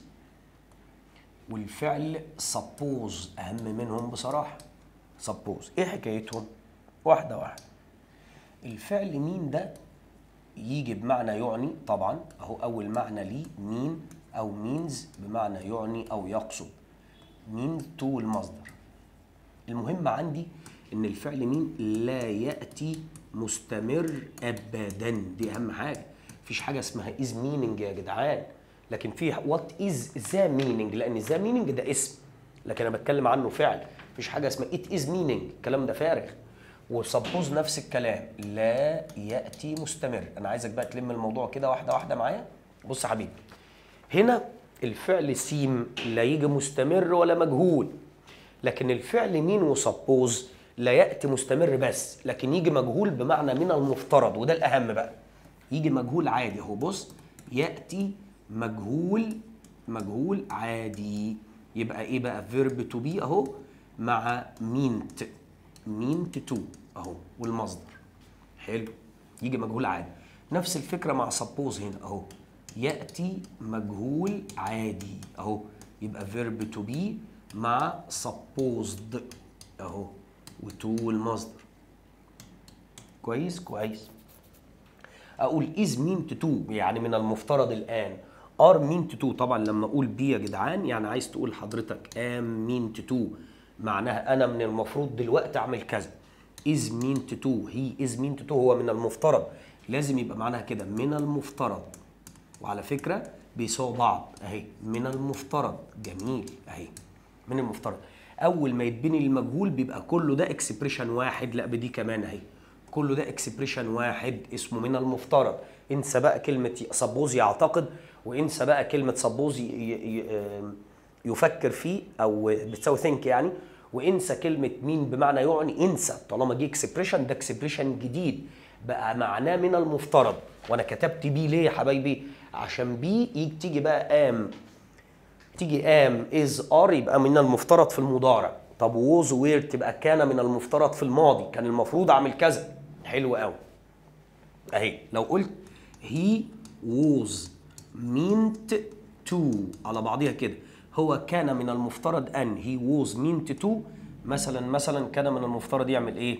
he was meant to study hard، كان المفروض ذاكر كويس. عارف دي معناها ايه يا حبيبي؟ اهو كان من المفترض ولم يحدث، كان من المفترض وما حصلش. كان المفروض يذاكر كويس، كان المفروض تيجي في ميعادك، معناه انه ما جاش في ميعاده. افهم قبل ما تحفظ. فده اكسبريشن على بعضيه مهم جدا يا شباب. طيب عايز بقى اعملها مبنيه للمجهول يا باشا، عناي. عارف هتعمل ايه؟ سيب المصطلح زي ما هو، واحنا قايلين من زمان اي حاجه بيجي بعدها مصدر في الانجليزي عايزين نعملها مجهول بنعمل ايه؟ بنجيب لها بي ثم تصريف ثالث اهو. بص يا باشا، ذا ليسون الدرس، ماله الدرس؟ كان من المفترض ان يشرح امبارح، تبقى ووز meant to. كل دي معناها كان من المفترض ان، مش يشرح بقى، هتقول بي explained. بي explained معناها يشرح. الدرس كان من المفترض ان يشرح، يبقى بي explained. وصلت اللعبه؟ فخلي بالك جدع حبيبي من النقطه دي، انك ينفع بعديها تعمل مجهول عادي، ما اي تعبير، لان ده اكسبريشن على بعضيه، ده اكسبريشن. تقول لي طب ودي تتعمل مجهول؟ ما هي معموله يا اسطى. امال كلمه ووز مع مين دي انت فاكر ايه يا حبيب قلبي؟ مش ده فيرب تو بي وده تصريف ثالث؟ ما هي معموله، هنعمل لها ايه تاني؟ لكن اللي بعديها بقى لو انت عايزه مجهول. نفس الكلام اللي اتقال هنا يتقال هنا بالظبط. بنفس الكلام، هتشيل بس مين وتحط سبوزد وخلصت، برضو معناها من المفترض. طب واحده كمان، طب عارف صيغه المستمر تعمل ايه؟ بص هو من المفروض يكون بيذاكر الان. بص هتقولها ازاي؟ هي از، عشان انت عايز من المفروض دلوقتي مش كان من المفترض. هي از meant to be studying now، يكون بيذاكر الان. فاكر زمان لما كنا في الوحده الرابعه بنقول الافعال الناقصه لما تعوز تتكلم عن الان الناقص بي واي ان جي، الناقص بي واي ان جي، فاكر كنا بنقول كده؟ نفس اللعب، اعتبرهم اكسبريشن زيهم زي الناقص. فبعد is supposed to was supposed to هتجيب بي واي ان جي، يعني المفروض تكون بتذاكر الان. لما يدخل عليك ابوك يلاقيك فاتح الفيس وقاعد تقلب ورافع لي رجلك كده ومبسوط، يقول لك يا لوح you are supposed to be studying now، انت من المفروض تكون بتذاكر الان، بس مش هيقول لك يا لوح، لكن انا بقولها لك انا. عشان كده بعد التعبيرات دي عايز مستمر حط بي واي ان جي، عايزها مبنيه للمجهول بي تصريف ثالث، براحتك وانا نصحتك. دي القصه بتاعت مين وسبوز اللي عامله الليله، وعايز اقول لك ما حدش فاهمها كده، كله بيعجن ويخلي الطالب يقعد يحفظ كذا ويحفظ كذا يحفظ كذا. هي دي الخلاصه، اللي اتعمل هنا يتعمل هنا، وطالما جايين مبنيين للمجهول دول هما الاثنين واحد، معناهم من المفترض. عايز تقول من المفترض الان حط لهم ام اذا قبليهم، عايز تقول كان من المفترض في الماضي حط لهم ووز وير قبليهم، سيب سبوزد زي ما هي، مينت زي ما هي، وتو زي ما هي، شوف بعدين انت عايز ايه بقى، مجهول ولا مستمر. ادي اللعبه يا عم، كلام فاضي. تعالى للي بعده. الان يا شباب مع القاعده الجديده بتاعت ا وان وذا، نخش على جزء تراكمي جديد. بعد الشرح ده نبقى نحل بقى على كله مره واحده. القاعده التراكمي بتاع الآ او الان او الذا، ايه القصه بتاعتها؟ تعال نشوف. واحد، استخدام الآ او الان. اتنين، استخدام الذا، وهنا بدون ارتكل. نكتبها فين؟ نكتبها فين؟ بدون الذا. امتى؟ نشوف. واحد، نستخدم او ان. الطبيعي جدا هوريك شغل رابعه ابتدائي ان اي كلمه بتبدا بحرف متحرك زي اليو او زي الاي او الاي او الاي، الطبيعي انها بتاخد قبلها ان. ليه؟ علشان الان ده ساكن ودول اسمهم متحرك. عارف بتفكرني بايه القاعده دي؟ الاقطاب المختلفه تتجاذب والاقطاب المتشابهه تتنافر، هي نفس الفكره. الاي ده متحرك مع متحرك يتنافروا، ما يقبلوش بعض، تبقى غلط. لكن متحرك مع ساكن زي الفل، ينجذبوا، وده الطبيعي بتاع الكون. الذكر والانثى ينجذبوا، ذكر مع ذكر غلط، انثى مع انثى غلط، فده الطبيعي بتاع الحياه يعني. الآ دي متحرك، ما يجيش معاها متحرك تاني، ده الاساس اللي ربنا خلقنا بيه، ده الكون. تعال نشوف الانسان بوظ الكون وعمل ايه. اوكي، اول حاجه ده الطبيعي، زي مثلا لما اقول ان امبريلا، يبقى شمسيه واحده مفرد وخدت ان لان ده اتنطق كويس جدا. ده الطبيعي، ده الطبيعي، ماشي. الكلمه اولها ساكن زي بين وبوك، بوك بين، ده الكلام الايه العادي. الملحوظه رقم 2، نشوف بقى ايه الموضوع. لو انا قلت يوروبيان، نمسك الملحوظه الهامه رقم 2. بص بقى، دي المهمه بقى. اذا نطق حرف الاي او اليو، الكلام ده احنا قلناه قبل كده وبنراجعه المره الثانيه، ما رضيتش اجيبه لك زي ما هو جاهز. اذا اتنطقت يه، اول ما تتنطق يه عاملها بالنطق. بص يا شباب، لخص الكلام عندك واكتب. 3 حاجات يتعاملوا بالنطق. الاي او اليو اذا اتنطقت يه عاملها بالنطق. الاي واليو اهي، اللي هي الاي اللي هي دي واليو اللي هي دي، اول ما بتتنطق يه عاملها بالنطق. حلو، يعني ايه عاملها بالنطق؟ يعني عاملها ساكن خلاص، طالما اتنطقت يبقى كانها ساكن. اما الاختصارات برضو تعمل بالنطق. ايه الاختصارات دي؟ زي اس ام اس، ده اختصار. زي مثلا اختصار يو اس اي، عاملها بالنطق. اتنطقت يه، خدت بالك يو اس اي. بس طبعا عشان دي دوله نسيت اقول لك ان الدول لها قوانين خاصه. الدوله اللي تتكون من اكتر من مقطع تاخد زاد، الدوله اللي من مقطع واحد زي ايجيبت ما تاخدش حاجه خالص. فبلاش الدول خليها موضوع تاني. لكن خليني اقول لك على الحاجات اللي بتاخد زي يونيفرسيتي. يونيفرسيتي اللي هي الجامعه. عايز اقول جامعه واحده تتقال ازاي؟ اهي تتقال يونيفرسيتي. كويس؟ اتنطقت يه، اتنطقت يه يونيفرسيتي. خدت بالك انت اليو اتنطقت ايه؟ اول ما تتنطق يه اعتبرها ساكن، لكن الطبيعي بتاعها وهي بتتنطق متحركه، اجلي، امبريلا، وهكذا. يبقى هنا يه. طب اديني امثله ثانيه. يعني يونيفورم، يونيفورم. كمان يوروبيان، يوروبيان كانتري، ودي جت قبل كده خلي بالك. اهي اتنطقت يه، خلاص اعملها كساكن تاخد دي الملحوظه رقم 1. الملحوظه رقم 2 اللي تخص وان برضو اهو. الملحوظه رقم 3 سوري 1. اذا واحد رقم 3 يا عم. اذا كان الحرف الاول سايلنت تشتغل على الثاني زي اور. الاتش دي ما اتنطقتش اصلا، ما قلتش هاور، اور. يعني اشتغل على الاو. جميل. طب الاو اصلا ايه؟ اهو الاو اصلا متحرك اهو، تبقى ان اور، تشتغل على الاو. طيب ايه كمان؟ اونست اهي، ان اونست مان، رجل امين. الاو الان دي للمفرد اهي مان، وفي نفس الوقت كلمه اونست الاتش سايلنت، ما تقولش هونست طبعا، اسمها اونست. ماشي، دي رقم 3. حلو. رقم 4 يا باشا.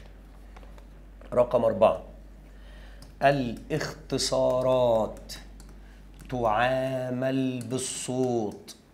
يبقى في حاجتين يعاملوا بالصوت. حرف الاي واليو خدهم بالصوت. عارف خدهم بالصوت قبل ما يغلبوك؟ هم دول. اتنطقوا يه اعملهم ساكن، ما اتنطقوش يه اعملهم متحرك عادي. النوع الثاني الاختصارات زي اس ام اس. لو انت شفت الاس مش هتلاقيها في المتحرك، وطالما مش موجوده في المتحرك يبقى المفروض ان ده كده، المفروض يعني ان ده حرف ساكن. حلو. وطالما ساكن المفروض ياخد اس ام اس. طبعا غلط. ليه غلط؟ لان حضرتك في صوت الاي ان دول يتعاملوا بالصوت، تبقى ان اس ام اس مش ان اس ام اس في صوت الاي. طالما في صوت الاي او صوت اي حرف متحرك من دول، الكلام ده في الاختصارات مش مع كل الكلمات، في الاختصارات بس. واشهر اختصارات اهي MP3. المفروض ده ياخد قبليه اشمعنى؟ اصل ده ساكن وده متحرك، بس في الاختصارات قال لي امشي بالصوت، اقراها كويس كده. MP3 في صوت الاي. طالما في صوت الاي يبقى تاخد ان، ماشي بالصوت. صوت الاي يبقى ده كده كانه متحرك، وطالما كانه متحرك ياخد ان اهي. دول اصعب افكار موجوده هنا. كويس. حتى الجنسيات، قبل الجنسيات لما اقول ان ايجيبشيان بوي طبيعي يعني، دي مش محتاجه انا اقولها لك. قبل الاسم الذي يعد او ان، دي كده كده لازم تيجي قبل الاسم الذي يعد. او ان دايما يجوا قبل الاسم الذي يعد، قبل الاسم المفرد كمان اهو. المفرد لازم مفرد ويعد. نروح بقى، خلص موضوع الاو الان. اهم نقاط واغرب نقاط فيه اقولهم لك تاني. اللي بيتعاملوا بالصوت، مين اللي يتعاملوا بالصوت؟ الاي واليو لو اتنطقت يه جميل تتعامل بالصوت. الاختصارات تتعامل بالصوت. حلو. الحرف لما يكون سايلنت تشتغل على اللي بعده. هم دول الثلاث نقاط اللي في اللعبه اللي هنا. تعال نشوف ذا بقى بناخدها امتى. بص يا باشا، تستخدم ذا واحد مع الاسماء الفريده من نوعها. الاسماء الفريده من نوعها يعني ايه يا استاذ؟ يعني ذا صن الشمس، مفيش غير شمس واحده نعرفها. ذا مون القمر، وهكذا. 2 انا جمعتهم لك هنا عشان ما تتوهش، ابوس فوق راسك. قبل اسم يذكر لثاني مره. يعني ايه يذكر لثاني مره يا استاذ؟ هقول لك. يتذكر لتاني مره يعني لما اقول مثلا اي بوت موبايل، انا اشتريت موبايل، نقطه. ذا موبايل از ميد ان جابان، الموبايل مصنوع في اليابان. فكلمه موبايل جت كم مره؟ جت لتاني مره. فطالما جت تتعمل ذا في المره الثانيه، لكن في المره الاولى لا، انا اشتريت موبايل واحد يبقى موبايل. في المره الثانيه لما تكرره لازم ياخد ذا. جميل. طبعا اسلوب التفضيل، ما انت عارف اسلوب التفضيل قصير او طويل، ذا واس تي دي سهله. مع الدول المكونه، بدل ما تتوه في الكتب الخارجيه ما سبتلكش حاجه، احفظهم من هنا، من اكتر من مقطع، من اكتر من مقطع. زي الدول المتكونه زي ذا يو اس اي، دي دوله، الدول لها قانون لوحديها. ذا يونايتد اميريتس، ذا يونايتد ارب اميريتس، الامارات العربيه المتحده، تاخد ذا، ولكن المكونه من مقطع واحد زي ايجيبت بس ما تاخدش حاجه، دي لسه هنجيلها هنا. ايه كمان؟ قال لك ما عدا ذا السودان، اهي المكونه من اكتر من مقطع، ما عدا ذا السودان، ذا السودان دي حفظ، السودان، ذا كونغو، الكونغو، ياخدوا ذا. اشمعنى دول؟ قال لك اصل دي دول كانت محتله زمان، عشان كده ذا السودان وذا كونغو. اي شيء مفرد او جمع يتم وصفه او الحديث عنه ياخذ ذا. اسمع دي بقى عشان دي استنتاجيه، وهيبقى كده باقي لك. ممكن اشيل دي دلوقتي معلش عشان المهم لك كلهم مع بعض اهو، الحاجات اللي بتاخد ذا كلها مره واحده ونخلص. بص يا باشوات اهي، اي اسم حلو شرح معلومات عنه بعده ياخد ذا. معلش استعملني في البلدي عشان اقول لك ايه. مثلا بص، الاكله اللي كلتها عند عمي امبارح كانت رائعه، اذا حددتها، فطالما حضرتك حددتها ووصفتها بعديها تكون هي اللي اتوصفت الحاجه دي، قلت لي عنها معلومات، لازم تاخد ذا. كويس كويس. مع اسماء الانهار والمحيطات والسلاسل، السلاسل الجبليه. زي ايه؟ زي ذا ريفر نايل، كده كده مفيش غير نهر النيل واحد. زي ذا باسيفيك، ذا باسيفيك اوشن، المحيط الهادي. زي ذا ألبس اللي هي جبال الألب. زي ذا صحراء، صحراء اسمها الصحراء على فكره، اسمها كده الصحراء الكبرى اسمها ذا صحراء. ذا فيليبينز، ذا فيليبينز اللي هي الفلبين. ليه؟ لأنها جاية اسم، ده اسم بلد بس جمع، فيلبينز. قال لك الدول اللي جاية أصلا بصيغة جمع بتاخد ذا، فللأسف دي حالة حفظ محتاجة تسمعها كتير أو تكتبها كتير عندك. أسماء البحيرات لا تأخذ، أسماء الجبال والبحيرات المفرد لا تأخذ ذا. يعني الكلام ده هقول عايز أزود عليهم بقى، فمضطر إن أنا نزود عليهم كده. الحاجات اللي بتاخد ذا كمان ايه؟ بص يا باشا، الحديث عن فصيل او نوع بصيغه المفرد. دي غريبه قوي، اسمع كده حبيبي. ذا لايون، الاسد از دينجرس. عايز اسال سؤال، انهي اسد اللي خطير؟ النوع كله، بس انا اتكلمت عنه بصيغه المفرد. اول ما تتكلم عنه بصيغه الجمع ما ياخدش حاجه. لو قلت لايونز خلاص بقت لايونز ار دينجرس، الاسوده خطيره اهي كده خلاص. فخلي بالك لما تقول على الفصيل باسلوب المفرد ياخد ذا، لو اتكلمت عن الفصيل بجمع ما ياخدش حاجه خالص. وقيس على كده كله بقى. يعني مثلا الموبايل جهاز سحري، السؤال انهي موبايل اللي جهاز سحري؟ بتكلم عن النوع كله بشكل عام، اي موبايل النوع كله بشكل عام. طيب ايه كمان؟ قال لك اسماء الجبال، خلينا دي نكتبها لا تاخذ ذا، خلينا نكتبها مع اللي ما تاخدش ذا بالمره. كده انا خلصت لك كل الحاجات اللي بتاخد ذا يا باشا. مين بقى اللي ما ياخدوش ذا؟ تعال نكتبهم هنا اهو، ناخدهم هنا.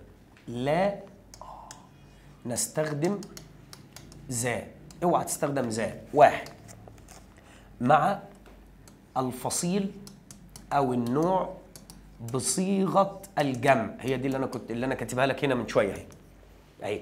يبقى لما اقول الاسوده حيوانات خطيره يبقى لاينز. الاسد حيوان خطير، مش بتكلم على واحد بعينه، وانا بتكلم عن النوع كله. ولكن الزرافه حيوان طويل، انهي زرافه؟ النوع كله، بس اتكلمت بصيغه مفرد. يبقى في الحاله دي طالما اتكلمت بصيغه مفرد ياخد ذا، اتكلمت بصيغه جمع ما ياخدش حاجه خالص. ماشي. الفصيل او النوع بصيغه الجمع زي اهو، زي الجيرافس. الزرافات ار طول، الزرافات طويله بشكل عام. رقم 2، الأسماء التي لا تعد لا تأخذ أي أداة معرفة أهي. طبعا الأسماء التي لا تعد لا تأخذ أي أداة لا معرفة ولا نكرة. يعني إيه؟ يعني جوس العصير انفورميشن المعلومات، لاجج وباجج وترافيك انفورميشن نيوز. فاكر الأسماء التي لا تعد؟ غير السوائل والغازات طبعا، ده أمر طبيعي. أنا بجيب لك الحاجات اللي تلخبطك، لو أنت مش حافظها تلخبطك. الأسماء التي لا تعد لا تاخد لا آ ولا آن ولا ذا. أوكي. رقم 3. رقم 3 المواد الدراسية. المواد الدراسية مفيش حاجة اسمها ذا انجلش يا جدعان، اسمه انجلش بس، مفيش حاجة اسمها ذا ارابيك طبعا مفيش. والألعاب الرياضية ما تاخدش حاجة خالص زي فوتبول، مفيش حاجة اسمها ذا فوتبول. الألعاب الرياضية والمواد الدراسية ما ينفعش تاخد ذا. طب إيه كمان؟ الأسماء المعنوية. الأسماء المعنوية طبعا زي إيه؟ زي إديوكيشن، خلي بالك منها دي، التعليم. أصل أنت بالعربي يا حبيب قلبي تيجي تقول التعليم ذا إديوكيشن، ما ينفعش، دي كلمة معنوية. كلمة التعليم مش حاجة واحدة بتمسكها في إيدك كده اسمها التعليم، صح؟ زي سكسس، النجاح، ركزوا عليها دي السنة دي جدعان. الأسماء المعنوية، الشجاعة، التقوى، السلام، المحبة، كل دي حاجات معنوية ما تاخدش حاجة أبدا. تمام، حلو. رقم 6 دي الأماكن التي نذهب إليها، الأماكن اللي احنا بنروحها لغرض الذي بنيت لأجله. الأماكن اللي احنا بنروحها بيقول لك لغرض، كان لغرض الذهاب إليها الغرض الذي بنيت من أجله. يعني إيه الكلام ده؟ هقول لك. لما الطالب يجي رايح المدرسه ده مكانه الطبيعي ما ياخدش ذا خلاص، لكن ابوك لما يجي رايح المدرسه يدفع لك مصاريف لازم يقول ذا. اهي الاماكن التي نذهب اليها، بص، بغرض بنائها او لغرض بنائها. يبقى يا شباب الاماكن التي نذهب اليها لغرض بنائها، يعني الطالب رايح المدرسه لا تاخذ ذا، اوعى تاخد ذا. اقول the student، الطالب goes to school، بس بيروح المدرسه، ولكن لأي غرض آخر تاخد ذا. حلو؟ يعني باباك راح يدفع المصاريف، المدرسة ما اتعملتش عشان المصاريف. انت رايح تزور مريض في المستشفى، يبقى ده مش مكانك، يبقى تقول I go to the hospital to visit مثلا an ill man، رجل مريض مثلا. رايح تزور حد في السجن، يبقى go to the prison. ليه؟ لأن ده مش مكانك، انت رايح زيارة. لكن المسجون لما يجي رايح يقول جو تو بريزون وبس، يقول جو تو بريزون وبس. طيب ايه كمان؟ قيس على كده، قلت لك مثال قبل كده، 2 اصحاب وبيحبوا بعض جدا، اخوات اصحاب، واحد مسلم واحد مسيحي. المسلم اتجوز راح يكتب كتابه في المسجد. المسيحي لما يجي يقول لك انا رايح المسجد، مش هيقول لك انا رايح عشان اصلي، هيقول لك انا رايح احضر كتاب صاحبي. في الحاله دي المسيحي يقول لك اي جو تو ذا موسك، المسجد. والعكس صحيح، المسلم رايح يبارك لصاحبه في الكنيسه هيقول له I go to the church، للكنيسه. رايح يعمل ايه؟ رايح بس يهني ويمشي، مش مكانه. لكن ده رايح يصلي في مكانه وده رايح يصلي في مكانه، يقول go to mosque بس، go to church بس. هي دي اللعب. ليه؟ لان مكانه الطبيعي، عشان ما تنساهاش. ايه كمان؟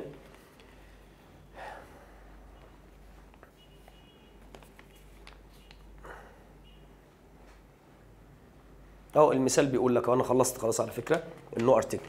بيقول لك I went to the school، انا رحت المدرسه to meet the headmaster، عشان اقابل المدير. هو المدرسه اتبنت عشان الناس تقابل بعض؟ لا، اتبنت للتعليم. فلما يقول رايح عشان اقابل المدير يقول go to school بس، يقول go to school فقط، واخد بالك؟ لكن لو هو رايح علشان يتعلم يقول، لو هو رايح عشان يتعلم يقول go to school. لو هو رايح يقابل المدير يقول go to the school، واخد بالك؟ لان ده مش مكان المقابله ياخد ذا، لكن مكان الطبيعي للتدريس المدرسه كده ما تاخدش حاجه خالص. مكان العيان في المستشفى ما تاخدش حاجه خالص، ده الطبيعي، مش محتاج احشي حاجات تاني. لكن اللي مش طبيعي بحشي حاجات عشان اثبت الجمله او عشان ااكد الجمله ان انا رايح المكان ده، ولانه مش مكاني فعايز اثبت المعلومه للي بيسمع مثلا. كده يا شباب خلصنا حكايه وان وذا بالملاحظات اللي لازم تحفظها. دلوقتي هندخل على تلخيص لكل الترانسيشن، اللي هي الروابط بتاعه السبب وروابط النتيجه وروابط التناقض. في منها رغاي وفي منها مش رغاي، هنشوف يعني ايه في منها رغاي وفي منها مش رغاي دلوقتي. تلخيص لكل الروابط، لان ده يعتبر تبع التراكمي. طبعا تلخيص لكل الروابط. تلخيص لكل الروابط بالانجليزي اسمها transition words، يعني كلمات الربط. نمسك النوع الاول اسمه الاديشن. اديشن يعني روابط الاضافه. كويس، نشوف منها الرغاي ومنها اللي مش رغاي. اديشن الاضافه، لازم تعرف اللفظ بالعربي. تاني نوع اسمه كونتراست. كونتراست اللي هو التناقض. على فكره الكلام ده موجود عليك في السكيلز كتير، فاعرفه من دلوقتي وريح دماغك. هنشوف مين منهم الرغاي ومين اللي مش رغاي. في روابط اسمها كوز، نخلي الكوز دي والسبب خليهم جنب بعض في مكان تاني.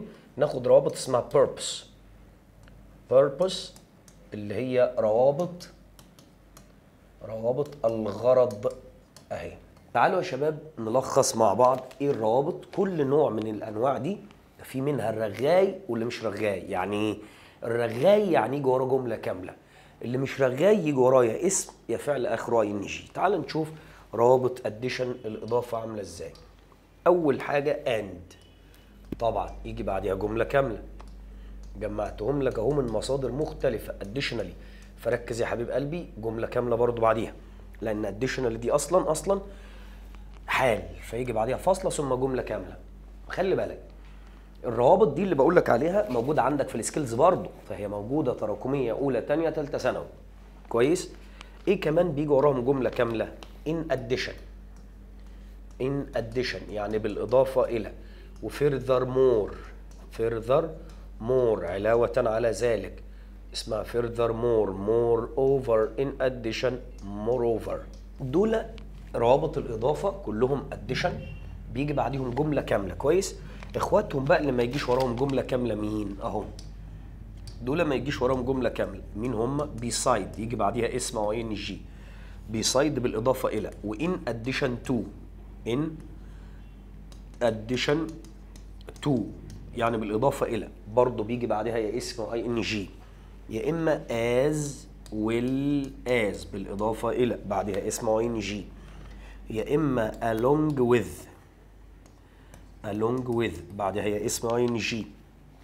دول اهم يجي بعدهم يا اسم شيء يا اما فعل مضاف له اي ان جي. دي كلها اسمها روابط الاضافه. ده حتى لو تفتكر قلت لك ان روابط الاضافه هي فريق الاهلي، والاهلي مركز اول، فلو جه معاه في فاعل وبعديهم في فاعل تاني يتعاملون مع الاول بس اللي هو مركز اول. نروح للكونتراست. نمسك روابط التناقض برضو جمعتها لك رغايه ومش رغايه. نمسك الرغايه الاول اللي هم بيجي بعديهم جمل كامله. even if معناها حتى لو، والذو يعني بالرغم من، وذو يعني بالرغم من، وeven though بالرغم من، وكمان however. nevertheless الأول. nevertheless معناها مع ذلك. however بتساوي however بالظبط. طبعا however لو جايه كابيتال يبقى قبلها نقطه وبعدها فاصله، لو جايه سمول يبقى قبلها فاصله وبعدها فاصله. نفس الكلام nevertheless لو جايه الان كابيتال قبلها نقطه وبعدها فاصله، جايه الان سمول يبقى الفاصله هنا وفاصله هنا. however. وبط رغايه بعدها جمله كامله. ويت رغايه بعدها جمله كامله. كل ده بيجي بعديه جمل كامله اهي. جمل كامله يعني فاعل ثم فعل ثم مفعول. ماشي. في تاني اكسبريشن اسمه on the other hand، واسمع الفرق بقى. on the other hand يعني بالاضافه الى، بيدي تناقض طبعا يجي وراها جمل عادي بالاضافه الى. من الناحيه الاخرى on the other hand ويجي وراها جمله، بس الفرق في ايه بقى؟ لما يجيب on the other hand ولا اي واحده من دول دي تدي تناقض ما بين opinion و opinion، اسمها different opinions يعني اراء مختلفه، او تدي ما بين فقره وفقره. يبقى لو في تناقض بين فقره وفقره خد on the other hand. قال لك التناقض ما بين راي وراي خد on the other hand، لان شفتها في سؤال قبل كده جايب دي وجايب بط، وبيقول له عايزين بتدي different opinions اراء مختلفه. الاراء مش بط بقى، بط دول كلهم دول جمل مختلفه، دول تعمل كونتراست تناقض ما بين الجمل السنتنس، دول تناقض جمل. لكن دي تناقض فقرات يا اما opinions اراء. كويس. ايه تاني بيدي تناقض؟ تعالى ناخد التناقض التاني ده.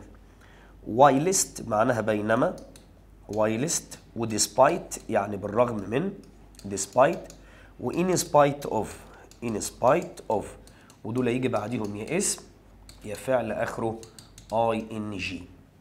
دي روابط الكونتراست التناقض كلها. نمسك روابط الغرض. الغرض اللي هو لكي، بيعمل كذا لكي كذا. تعال نشوف الغرض كده. البيربس is ظروفه. الغرض هي to معناها لكي، يجي بعديها المصدر so as to يعني لكي، in order to يعني لكي. كمان دول اللي فيهم to اهو، to و so as to و in order to، طبعا بيجي بعديهم مصدر. في لكي تاني اسمها سوزات، بس اسمع بقى، سوزات يعني لكي تبع البيربس، تبع رابط الغرض.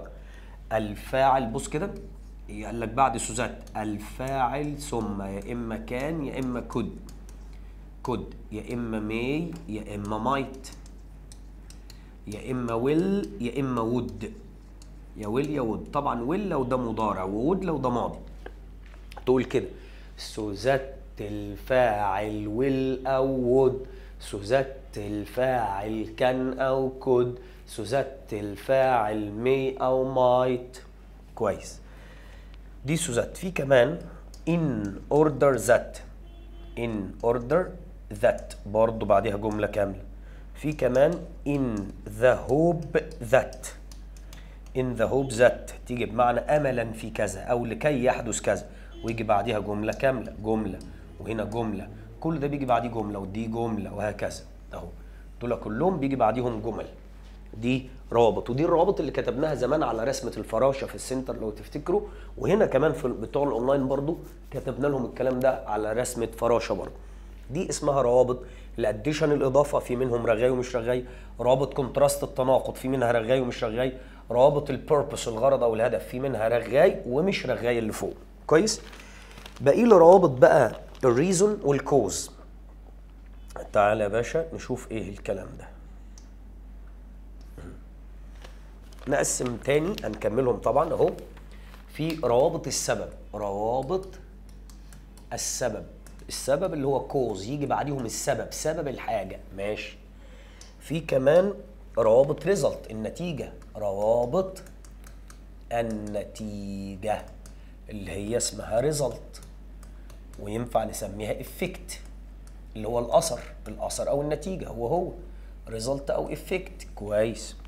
ايه النوع الثالث كمان اللي ما كتبناهوش؟ آخر نوع اللي هو سيكونس، الروابط التسلسل الزمني اهي، اسمها سيكونس، معناها التسلسل. يعني التسلسل اللي هو تسلسل الأحداث، كلمة قبل وبعد، تسلسل حاجة حصلت قبل حاجة، حاجة هتحصل بعد حاجة وهكذا. نمسك في الأول الروابط بتاعة الكوز يا باشا. نمسك الرغايين الأول، الرغايين اللي بيجي بعديهم جمل كاملة، بيكوز يعني لأن، وآز يعني لأن، وسنس يعني لأن. مفيش روابط تانية هتلاقيها إلا دول، ما تخافش، دي كل الروابط اللي في المنهج وبتيجي في السكيلز. أنا بقول لك أهو، ده كله ده معناه لأن طبعا. عندي كمان بقى because of يعني بسبب. عندي due to معناها بسبب. عندي owing to يعني بسبب. عندي thanks to يعني بفضل. عندي on account ودي جديدة، on account of معناها بسبب، وخلي بالك منها دي عشان شفتها في امتحان قبل كده، كان في طلبة مش عارفينها. account اهي. دول بيجي بعديهم يا اما noun اسم شيء يا اما فعل مضاف له ing. ليه؟ هتلاحظ كلهم حروف جر، حتى دول مهمين قوي. دول ليه مهمين؟ عشان فيهم تو بس بيجي بعدها ing او اسم شيء، مش بيجي بعدها مصدر. كويس؟ دي اسمها روابط السبب. كويس؟ ممكن كمان ازود عليهم حاجة تانية، كلمة arise from معناها ينشأ من، ازودها دي من عندنا، خلي بالك. يعني لما اقول تلوث البيئة ينشأ من كثرة القمامة، يبقى ايه السبب؟ السبب هو كثرة القمامة. حلو. ممكن كمان arise from يعني ينشأ من. في كمان result from معناها نتيجة، result of نتيجة دي سبب النتيجة. result in يعني ينتج عنه، برضو دي النتيجة ما تنفعش. فكلمة arise from تدي نفس المعنى. طب تعالى لك الحاجات التانية اللي هي النتيجة. النتيجة سو يعني لذلك، حلو. وذاتس واي يعني لهذا السبب. وtherefore يعني لذلك. و consequently نتيجة لذلك. thus يعني هكذا. for this reason يعني لهذا السبب. for this reason لهذا السبب. و as a result يعني نتيجة لذلك. as a result كنتيجة لذلك. وفي كمان result in معناها ينتج عنه. result in يبقى يجي بعدها النتيجة برضو. وما تنساش ان هم دي كلها الرابط بس دي ودي وثاس هكذا، حلو. for this reason لهذا السبب يجي بعديهم جمل كاملة. as a result كنتيجة دي ينفع يجي وراها اسم كنتيجة لكذا للتلوث مثلا، ودي نفس الكلام بعدها اسم او ان جي. دي اسمها روابط النتيجة. اخر حاجة سيكونس التسلسل. after يعني بعد، before يعني قبل، while يعني بينما. وعلى فكرة while دي ممكن تدي تناقض حسب موقعها في الجملة، وممكن تدي تسلسل. وفيرست اولا، وسكند بعد ثانيا، وهكذا. ده اسمه تسلسل، حاجة حصلت اولا وحاجة حصلت ثانيا بعدها. دي كل الروابط اللي موجودة في المنهج عندك. لا والتراكمي كمان، واوعى تنسى ان الحاجات دي تبع السكيلز برضو. الجزء ده يا شباب من التراكمي لحاجات مقتطفات من منهج تانية ثانوي. تعال نشوف اهو تبع الريفيجن برضو. اهي نقدر نقول ريفيجن من حاجات تانية ثانوي. اهي ايه بقى الريفيجن بتاع تانية ثانوي؟ من ضمن الملاحظات، واحد، متجمعين هم، هذه الافعال يأتي بعدها فعل اخره ing حتى لو في مفعول، حتى اذا جاء مفعول بعديها. زي مين؟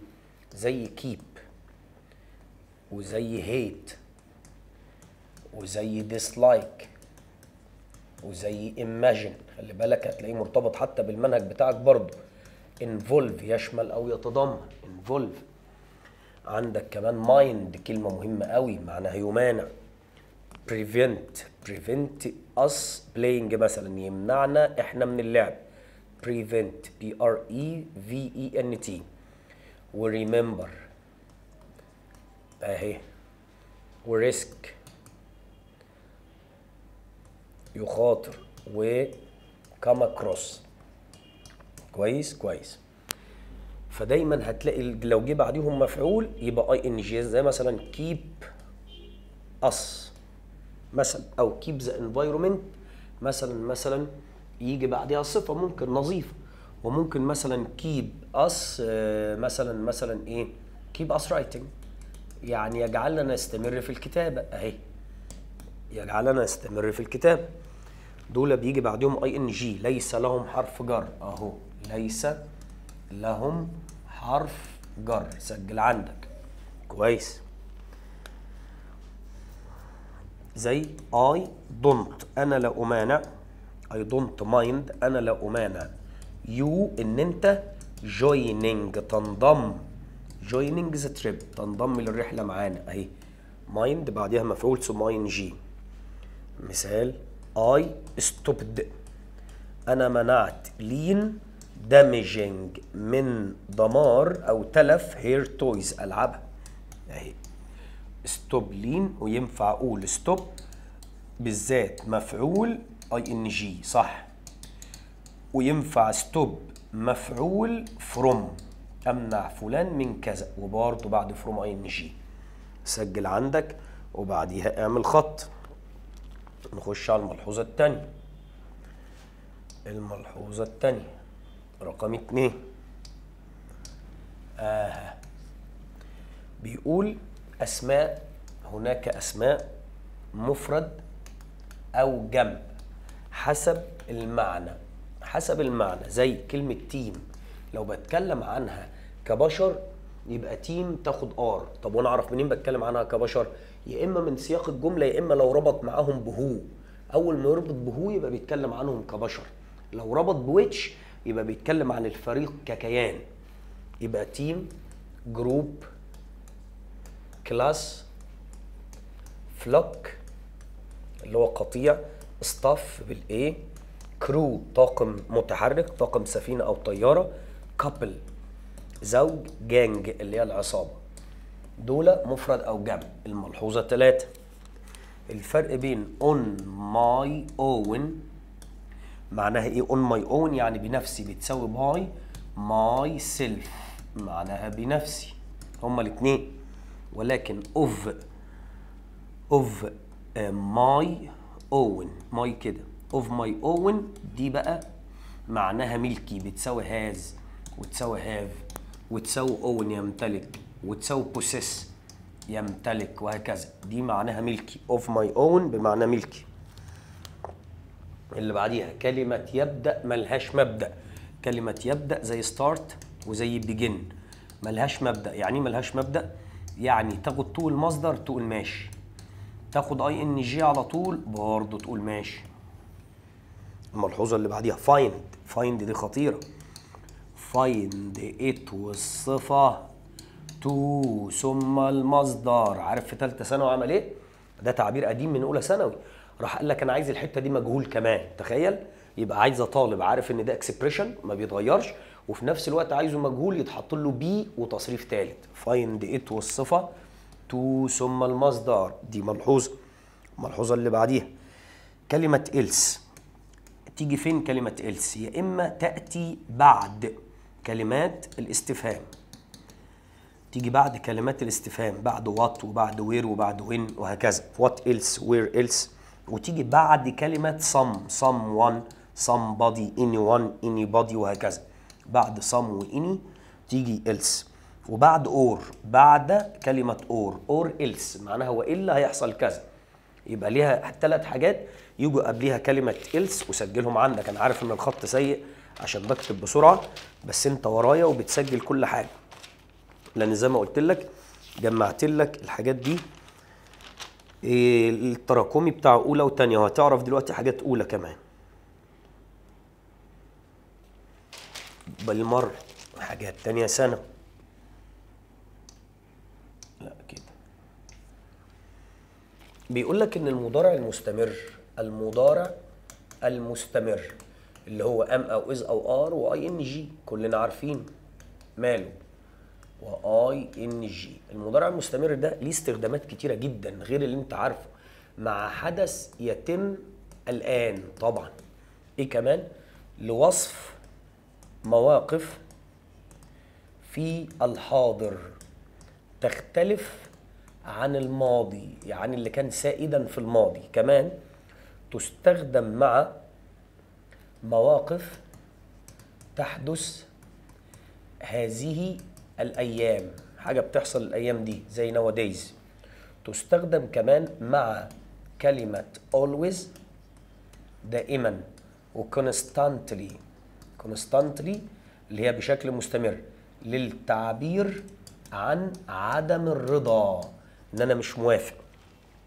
والوصف صور، تستخدم لوصف صورة قدامك، لوصف صور وحاجة بتحصل جوه الصورة يعني. لا وكمان يستخدم مع المستقبل عند اتخاذ خطوة عملية. يبقى يا شباب المضارع المستمر مش زي زمان ام واز وار ان جي ناو الان وات ذا بريزنت الان وات ذا مومنت وخلصنا. لا، في حاجات تانية. لما اقول these days يعني هذه الايام، وعلى فكرة دي تشتغل هنا وهنا، تنفع معاك الاثنين.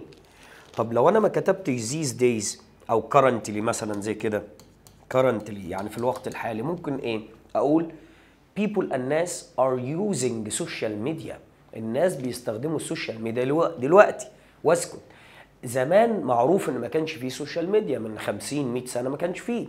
فده اسمه مواقف بتحصل في هذه الايام عكس اللي كان زمان، واخد بالك؟ وانا من وجهة نظري شايف ان دي ودي الاتنين واحد، عشان مع دي هتلاقي ايه؟ هتلاقي كلمة tonight الليلة هتلاقي today اليوم، هتلاقي these days هذه الأيام، هتلاقي this month هذا الشهر، هتلاقي this year حتى لو حاجة شغالة السنة دي بس. أيوة this year، أقول لك this year السنة دي I am studying French. انا بدرس فرنساوي، وافهم من كده الاجنبي يفهم ان السنه اللي فاتت ما كانش فيه فرنساوي، ولا اللي جايه اعرف هيبقى فيه ولا لا. فانا بتكلم على السنه دي بس. طالما حدد الوقت من اوله لاخره في المده دي بس، هكون بعمل الحاجه، يبقى مضارع مستمر. كويس. هنا تستخدم للاعتراض بقى، لما اقول لك you are always، انت دايما dropping things، انت دايما dropping things يعني بتوقع الحاجات، ده اسمه اعتراض. ادي ار مع اي ان جي، فيستخدم للاعتراض. اوعى تنسى طبعا ان افعال الحواس والمشاعر والادراك والتملك وبي والافعال اللحظيه ما تجيش مستمره ابدا، ودي حاجات قديمه احنا عارفينها من زمان. تعالى لملاحظات تاني متفرقه، نشوف ايه الملاحظات المتفرقه. ملحوظه بتقول ان كلمه ريسيرش، كلمه ريسيرش لها معنيين، تنفع اسم ولا تعد ولا تجمع، لا تجمع ولا تعد، يعني مفيش حاجه اسمها ريسيرشز، لا مفيش. وتنفع فعل بمعنى يبحث، شغاله معاك الاثنين. عشان كده لما تيجي فعل يا باشا يبحث فيه، تاخد ايه بقى؟ تاخد دو ريسيرش، يعني يقوم ببحث انتو كذا. حرف الجر تاخد انتو او اون، الاثنين صح. شغاله معاك فعل وشغاله معاك اسم، يا اما بحث وتيجي ريسيرش بس، يا اما يبحث تبقى ريسيرش برضو والفعل واسم. طيب ايه كمان؟ كلمه رابش، بيقول لك ان كلمه رابش اللي هي القمام لا تجمع ولا تعد، دي انت عارفها من زمان مش جديده. اي اسم لا يعد لا يجمع، من الاخر بقى انفورميشن ولاجج وباجج ونيوز، ولسه قايلها لك من شويه، فدي ما تهمنيش قوي. يهمني كلمه بكتيريا اهي، نجيبها من الشمال من هنا. كلمه بكتيريا كويس، المفرد منها بكتيريوم. كويس. طب وكلمه بكتيريا جمع دائما؟ دي جمع دائما، يعني تاخد ار. بكتيريوم هي المفرد بتاعتها، تاخد از، سجل عندك.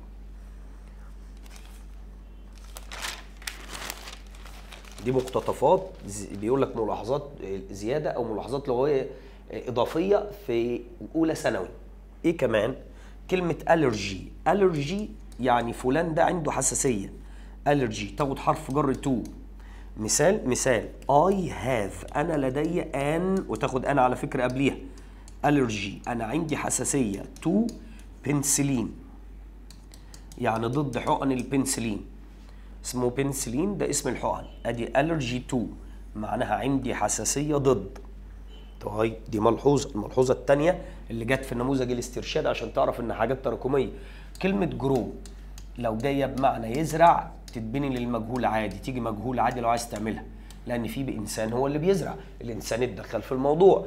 ولكن لما تبقى بمعنى ينمو، كلمه ينمو دي بقى لا تبنى للمجهول، دي لا تاتي مجهول. ليه؟ لان الانسان هو اللي بيعمل، ما بيتدخلش فيها، الزرع بينمو لوحده، فلو جايه بمعنى ينمو ما تجيش مجهول ابدا. ايه كمان؟ كمان ميك، شبعنا منها ميك، تبع العله بتاع عيله ابو شنب الولدين العام. ميك مفعول زائد المصدر، ميك مفعول زائد الصفه، ده الفعل ميك. اول ما يدخل في المجهول، ده تراكمي، ده تراكمي، يبقى بي مع ميد. اول ما يدخل في المجهول از ميد، ار ميد، ووز ميد، غصب عنك ياخد تو المصدر. اول ما يدخل المجهول ياخد تو والمصدر. كويس. الفعل سبند بقى، سبند الوقت واي ان جي، حتى لو عايز مجهول يبقى سبند الوقت وبينج وتصريف ثالث، ده لو حصل يعني، لكن التكوين هيبقى صعب شويه انها تيجي كده. في سبند بقى لما يجي بعدها فلوس، سبند لو بعدها فلوس تاخد اون ثم اسم الحاجه اللي انت بتصرف عليها، سبند ماني اون كذا، بيصرف فلوس على كذا. ماشي. الفعل ستوب، حلو ستوب ده. بص ما انت لسه قايله بس هنزود حاجه. ستوب ينفع يجي وراه ان جي، صح، ينفع يجي وراه فروم، صح، ينفع يجي وراه تو المصدر، بس في كل مره ليها معنى. ستوب بعدها اي ان جي معناها يمنع، او نقول كده يوقف، يوقف حدث شغال بالبلدي كده. ستوب سموكينج، بطل تدخين، يبقى يبطل حاجه شغاله. لكن ستوب تو بقى بيتوقف عن حدث ليفعل حدث آخر أهي، يتوقف عن شيء ليفعل شيء آخر. زي مثلا I stopped eating، أنا وقفت أكل to drink لكي أشرب، يبقى لسه هشرب، فدايما اللي بعد to حاجة لسه تتعمل. طب stop from معناها يمنع شخص، يمنع شخص آخر، زي stop us هو منعنا from smoking من التدخين.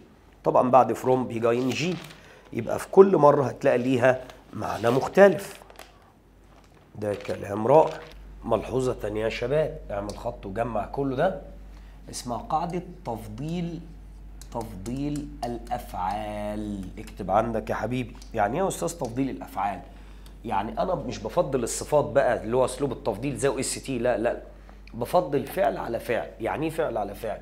يعني مثلا الصيغة الأولى I would prefer to، معناها أنا أفضل أن أفعل كذا، يجي بعدها مصدر would prefer to، يجي معاها الطرف الثاني هناك rather than، وبرضه بعدها مصدر اهي. ده بفضل فعل على فعل، انا افضل كذا على كذا، rather than يعني على. 2 هتلاقي دول 3 مقاطع، يبقى الناحيه الثانيه مقطعين بس، would prefer to، الناحيه الثانيه لازم rather than. طب عايز اقللها قطع، دايما اسميها ده طقم الملابس، ده لابس 3 قطع من فوق في الشتاء، هتلاقيه لابس من تحت قطعتين، rather than. طب خفف قطعه منهم، الصيف بدأ يطلع واحده واحده كده، هتبقى would rather.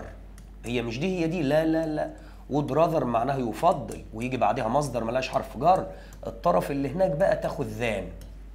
I would rather وبعدها مصدر، خلي بالك. مثال I would rather watch TV، بفضل اتفرج على التلفزيون، than play tennis، على ان انا العب تنس. would prefer to يجي معاها هناك rather than. would rather بس يجي معاها than بس. طلع الصيف اكتر، هنخفف كلمه كمان، هتبقى prefer بس. وبريفير بس ليها حاجتين، يا بعديها تو المصدر بريفير تو، يا اما بعديها فعل اخره اي ان جي. حلو. ولو خدت فعل اخره اي ان جي غصب عنك الناحيه الثانيه تو، تخفف قطعه تاني تو وبعديها برضه اي ان جي. مش فاهم؟ حاضر، اديك مثال على اي بريفير. بص يا باشا، اي بريفير مثلا ريدنج، انا بفضل القراءه، تو واتشنج تي في، عن مشاهده التلفزيون. اهي ادي بريفير بس خدت تو بس خلي بالك، بريفير لما تبقى هي وتو ورا بعض ياخدوا مصدر، لو بعد لك بريفير عن تو ياخد هنا اي ان جي وهنا اي ان جي، هي هنا اسم شيء وهنا اسم شيء. زي اي بريفير مثلا كوفي تو تي، انا بفضل القهوه على الشاي. دي قاعده مهمه اسمها تفضيل الافعال. وخلي بالك من بريفير على بعضيها بعديها تو المصدر، لكن بريفير لما تبعد عن تو يبقى هنا اي ان جي وهنا كمان اي ان جي. طيب ايه كمان؟ الفرق ما بين كلمة other والفرق ما بين كلمة another و others وذا other. كويس؟ ايه الفرق ما بينهم؟ واحد، نمسك another دي، another اهي. كلمة another معناها آخر، ليها قاعدتين، يا بعديها اسم مفرد ودي اللي كل الناس عارفاها، يا إما رقم ثم اسم جمع، ودي مهمة قوي قوي قوي قوي دي. زي مثلا wait for me، معناها استناني another 2 days، استناني يومين تانيين لو سمحت. اهي another وادي 2 اهو وادي days، معناها لو انا مثلا مستلف منك فلوس واخرت عليك، فتيجي تطالبني بقول لك طب استناني يومين تانيين، طب اسبوعين تانيين، قال لي لازم اخد انظر، فدي مهمه جدا اها بلون مختلف اهي، هامه جدا نظر، لان وراها مفرد كله عارف. دي مثال. اما الاذر اللي بالاو يا استاذ، اذر اللي بالاو يجي بعديها اسم جمع دايما، اذر اللي بالاو تلاقي بعديها اسم جمع على طول، زي other boys other girls وهكذا. طيب امال ليه others دي؟ others دي ليها مكانين، واحد يا اما بتكون اهي اكتبها لك هنا others معناها اخرون، يا اما اخر كلمه في الجملتين يا اما بتيجي فاعل الجمله الثانيه. يعني ايه فاعل الجمله الثانيه؟ يعني يكون وراها فعل مفعول في الجملة التانية. اديني مثال. حاضر. أقول مثلا some students، بعض الطلاب like English، بيحبوا الإنجليزي. others يعني آخرون، جملة جديدة اهي، like Arabic، آخرون بيحبوا العربي. شفت جت فين؟ فاعل الجملة التانية. طب يلا نجيبها في الآخر خالص. I مثلا punished، أنا عاقبت some students، أنا عاقبت بعض الطلاب نقطة. I honored، أنا كرمت others، آخرون. أدي بص جت فين؟ يبقى others يا إما بتيجي أول كلمة في الجملة التانية صح others، يا إما بتيجي آخر كلمة في الجملتين. تمام. طب وذا other معناها الآخر، كلمة ذا other دي معناها الآخر. إيه بقى موضوع الآخر دي؟ ذا other لازم يكون قبليها طرفين اهي، قبلها طرفين إجباري. مثال I saw، أنا رأيت two thieves أهم طرفين، أنا شفت 2 لصوص. كويس. one of them واحد منهم was مثلا arrested، قبض عليه. and the other والآخر، the other ماله الآخر ده escaped، هرب، وهكذا. يبقى قبلها فيها طرفين، فأقول فلان حصل كذا لكن الآخر حصل له كذا. طب ولو the others، يلا بالمرة اهي، the others الآخرون، لازم يكون قبلها جمع بقى مش طرفين. يعني مثلا يقول لك I have a lot of animals، أنا عندي حيوانات كتيرة. 5 of them، 5 منهم cats، قطط. أقول بقى والآخر، قال لي لا والآخرون، يبقى the others are مثلا cats. لا ما انت قلت قطط، يبقى راتس ولا اي حاجه، ولا شيب، خرفان، ولا اللي انت عايزه بقى براحتك. بس تقول الاخرون بقى مش الاخر، لكن الاخر ده عايزه طرفين بس، فلان حصل له كذا والاخر حصل له كذا. كويس. ايه تاني من ضمن التراكمي يا باشا؟ من ضمن التراكمي اي جمله في الانجليزي تبدا بفاعل غير معروف مذكر ام مؤنث. أي جملة في الإنجليزي تبدأ بفاعل غير معروف مذكر أم مؤنث تعود عليه ضمائر جمع من الجملة الثانية، ترجع عليه ضمائر جمع من الجملة الثانية. خلي بالك ضمائر جمع زي إيه؟ ضمائر الجمع زي زير، وزي مثلا ذم. انت واخد بالك؟ اي ضمائر جمع، ذم، اي ضمائر جمع تعود عليه. لكن ما ينفعش بقى تقول ايه وزيرز مثلا، اهو زيرز، لكن ماليش دعوه بالفعل. ركز في اللي بقوله. تعالى نقول اهو someone، شخص ما، someone مثلا someone was on the door، كان على الباب بره، حد كان على الباب بره. خلي بالك خد ووز، ماليش دعوه بالفعل، ده مفرد عادي. ولكن بقى بص،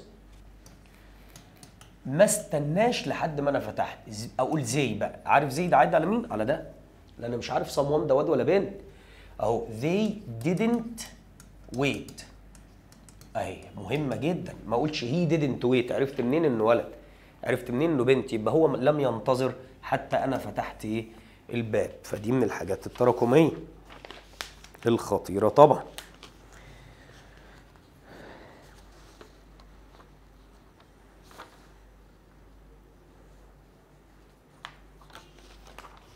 من ضمن الحاجات التراكميه برضو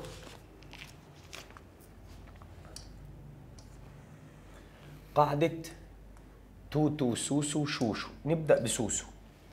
قاعده سوسو نكتبها زي ما احنا متعودين نكتبها اهي، سوسو، قاعدة شوشو، قاعدة توتو، قاعدة فوفة. اشمعنى دي قلت فوفة ما قلتش فوفو؟ قاصد على فكرة. ماشي. واحد، قاعدة سوسو اللي هي السو، ويجي بعديها يا صفة يا حال، ولازم اربط بذات. ركز في اللي بقوله. طب شوشو اللي هي الساتش، ساتش او ان طالما اسم يعد الصفة ثم الاسم واربط بذات. حلو. قاعدة تو والصفة أو الحال، تو والمصدر. هقول لك إمتى صفة وإمتى حال.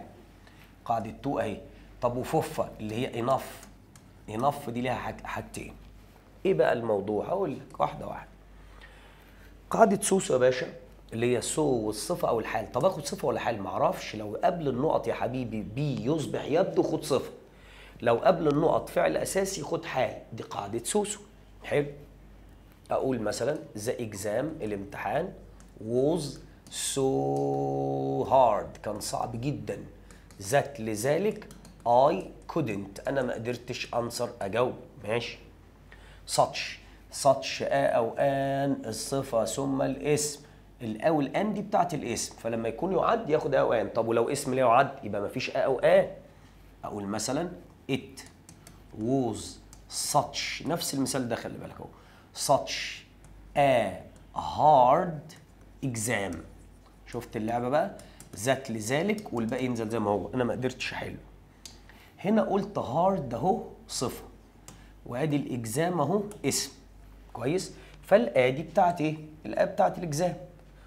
such أو آن. طب حطيت information يبقى مفيش أو آن، بس such زي ما هي والصفة زي ما هي والاسم زي ما هو. طالما الاسم لا يعد يبقى مفيش لا آ ولا آن. طيب ايه كمان؟ تو بقى. تو والصفة ودي تعطي معنى سلبي. تعطي معنى سلبي يعني الحاجة ما اتعملتش. too hard to answer يعني صعب جدا انه يتجاوب. وعلى فكرة الصفة هتلاقي هنا قبليها يبي يصبح يبدو. الحال بيكون قبليه فعل اساسي. طب وفف بقى اللي هي enough يا اما قبلها صفة او مش هيجوا الاتنين مع بعض بعدها اسم زي enough money. هي دي قاعدة enough. وعلى فكرة بنربط معاها بتو برضو. تو المصدر. كويس؟ ده الطبيعي بتاع القاعدة. خد الأصعب شوية. إذا بدأت الجملة بسو خلي بالك من اللي هيحصل. في حاجتين لسو دلوقتي. مين الوحيد اللي بيتعامل مع الاسم؟ أنا عايز أسألك سؤال. في دولة ماليش دعوة بفوفة. ليه؟ لأن دولة معناهم جدا. هم الثلاثة معناهم جدا. لكن إنف يا دوبك كافي يا دوبك يكفي. حلو؟ في الثلاثة اللي معناهم جدا مين اللي بيتعامل مع الاسم؟ مفيش غير ساتش هي اللي بتتعامل مع الاسم. جميل. راحت سوسو قالت ايه؟ اشمعنى ساتش اللي تتعامل مع الاسم؟ ودي نقطة صعبة قوي مهمة قوي. إذا حبت سو تتعامل مع الاسم يا ابني قال لك غصب عن عينك الاسم يجي جاهز بسلطاته ببابا غنوجه. يعني ايه يا أستاذ؟ يعني أقول السو ثم الصفة ثم الاسم يجي بالآ أو الآن بتاعته. وادي الاسم أهو. ده مش بس كده، ده لازم يبقى مفرد ويعد. غصب عنك مفرد ويعد. طب اديني مثال. بص يا باشا هاخد نفس مثال ساتش هنا. هقول ايه؟ it was ركز معايا كده so hard an exam. شفت اللعبة؟ ذات لذلك I couldn't answer. هي دي اللعبة. الملحوظة دي يا جماعة صعبة جدا جدا جدا مش أي حد يعرفها صدقني. أهو أدي دي hard طبعا. so hard أدي hard أهي. شفت اللي حصل؟ ادي سو والصفه اهي. بس بدل ما ساتش بيجي ولازقه فيها الاول الان لان ده تخصصها. الوحيده اللي تخصصها اسم في اللي معناهم جدا هي شوشو. سوسو حبت تقلد شوشو. لما جت تقلد فعشان هي مقلده مش اساسيه فكان لازم يحصل حاجه مقيده. ايه اللي مقيده بيه؟ بان لازم الاسم اللي يجي يبقى مفرد يعد وجاي بسلطاته ببابا غنوجه. جاي بالاء والان بتاعته جاهزه. اجباري اهو. تلاقي الاسم يعد اهو جاي بالاء والان بتاعته. ليه؟ لان ده مش تخصصها مع الاسم. شغلها كان مع الصفه والحال بس. ده الطبيعي بتاعها. لكن عشان شوشو شغلها اصلا طبيعي مع الاسم فكده كده بيجي ساتش او ان. يعني الاء والان لازقه في ساتش. ليه؟ لان ده تخصصها. لكن اوعى تلزق الاء والان مع سوسو مش تخصصها. كويس؟ دي اول ملحوظه لسوسو. راح الاء والان لزق في الاجزام اهو. الملحوظه الثانيه اللي صعبه برضو اذا جت سوسو اول الجمله. لما تيجي سو اول الجمله لازم تلبس جلابيه السؤال. جلابيه السؤال يعني ايه جلابيه السؤال؟ مش جلابيه السؤال، يعني اقصد يجي وراها الصفه ثم جمله. بص دي سو يجي وراها الصفه ثم جمله. يعني ايه جمله؟ يعني اقول لي مثلا so hard the exam was. so hard the exam was يعني تعكس تجيب الصفه بعديها الاول. طب وفي حاجه تانية. ايه الحاجه التانية؟ لو حضرتك مش موجودين هنا خلي بالك دول من عندنا. لو جت اول الجمله الثانيه معناها وكذلك، اقول ايه؟ فلان بيحب كذا، سو دو اي. اهي جت في الاول الجمله الثانيه لبست جلابيه السؤال. تيجي اول الجمله الثانيه تلبس جلابيه السؤال، تبقى سو دو اي وكذلك انا، سو دو زي وكذلك هم، سو ار زي وكذلك هم، وهكذا. فدول اصعب نقطتين بصراحه لسوسو، الحقيقه صعبين جدا جدا جدا. طيب قلنا ساتش او ان الصفه ثم الاسم، دي ما فيهاش حاجه ودي ما فيهاش حاجه. توتو، قاعده توتو، وادي انف. دي بتدي معنى سلبي، معناها ان الحاجه اصلا ما اتعملتش.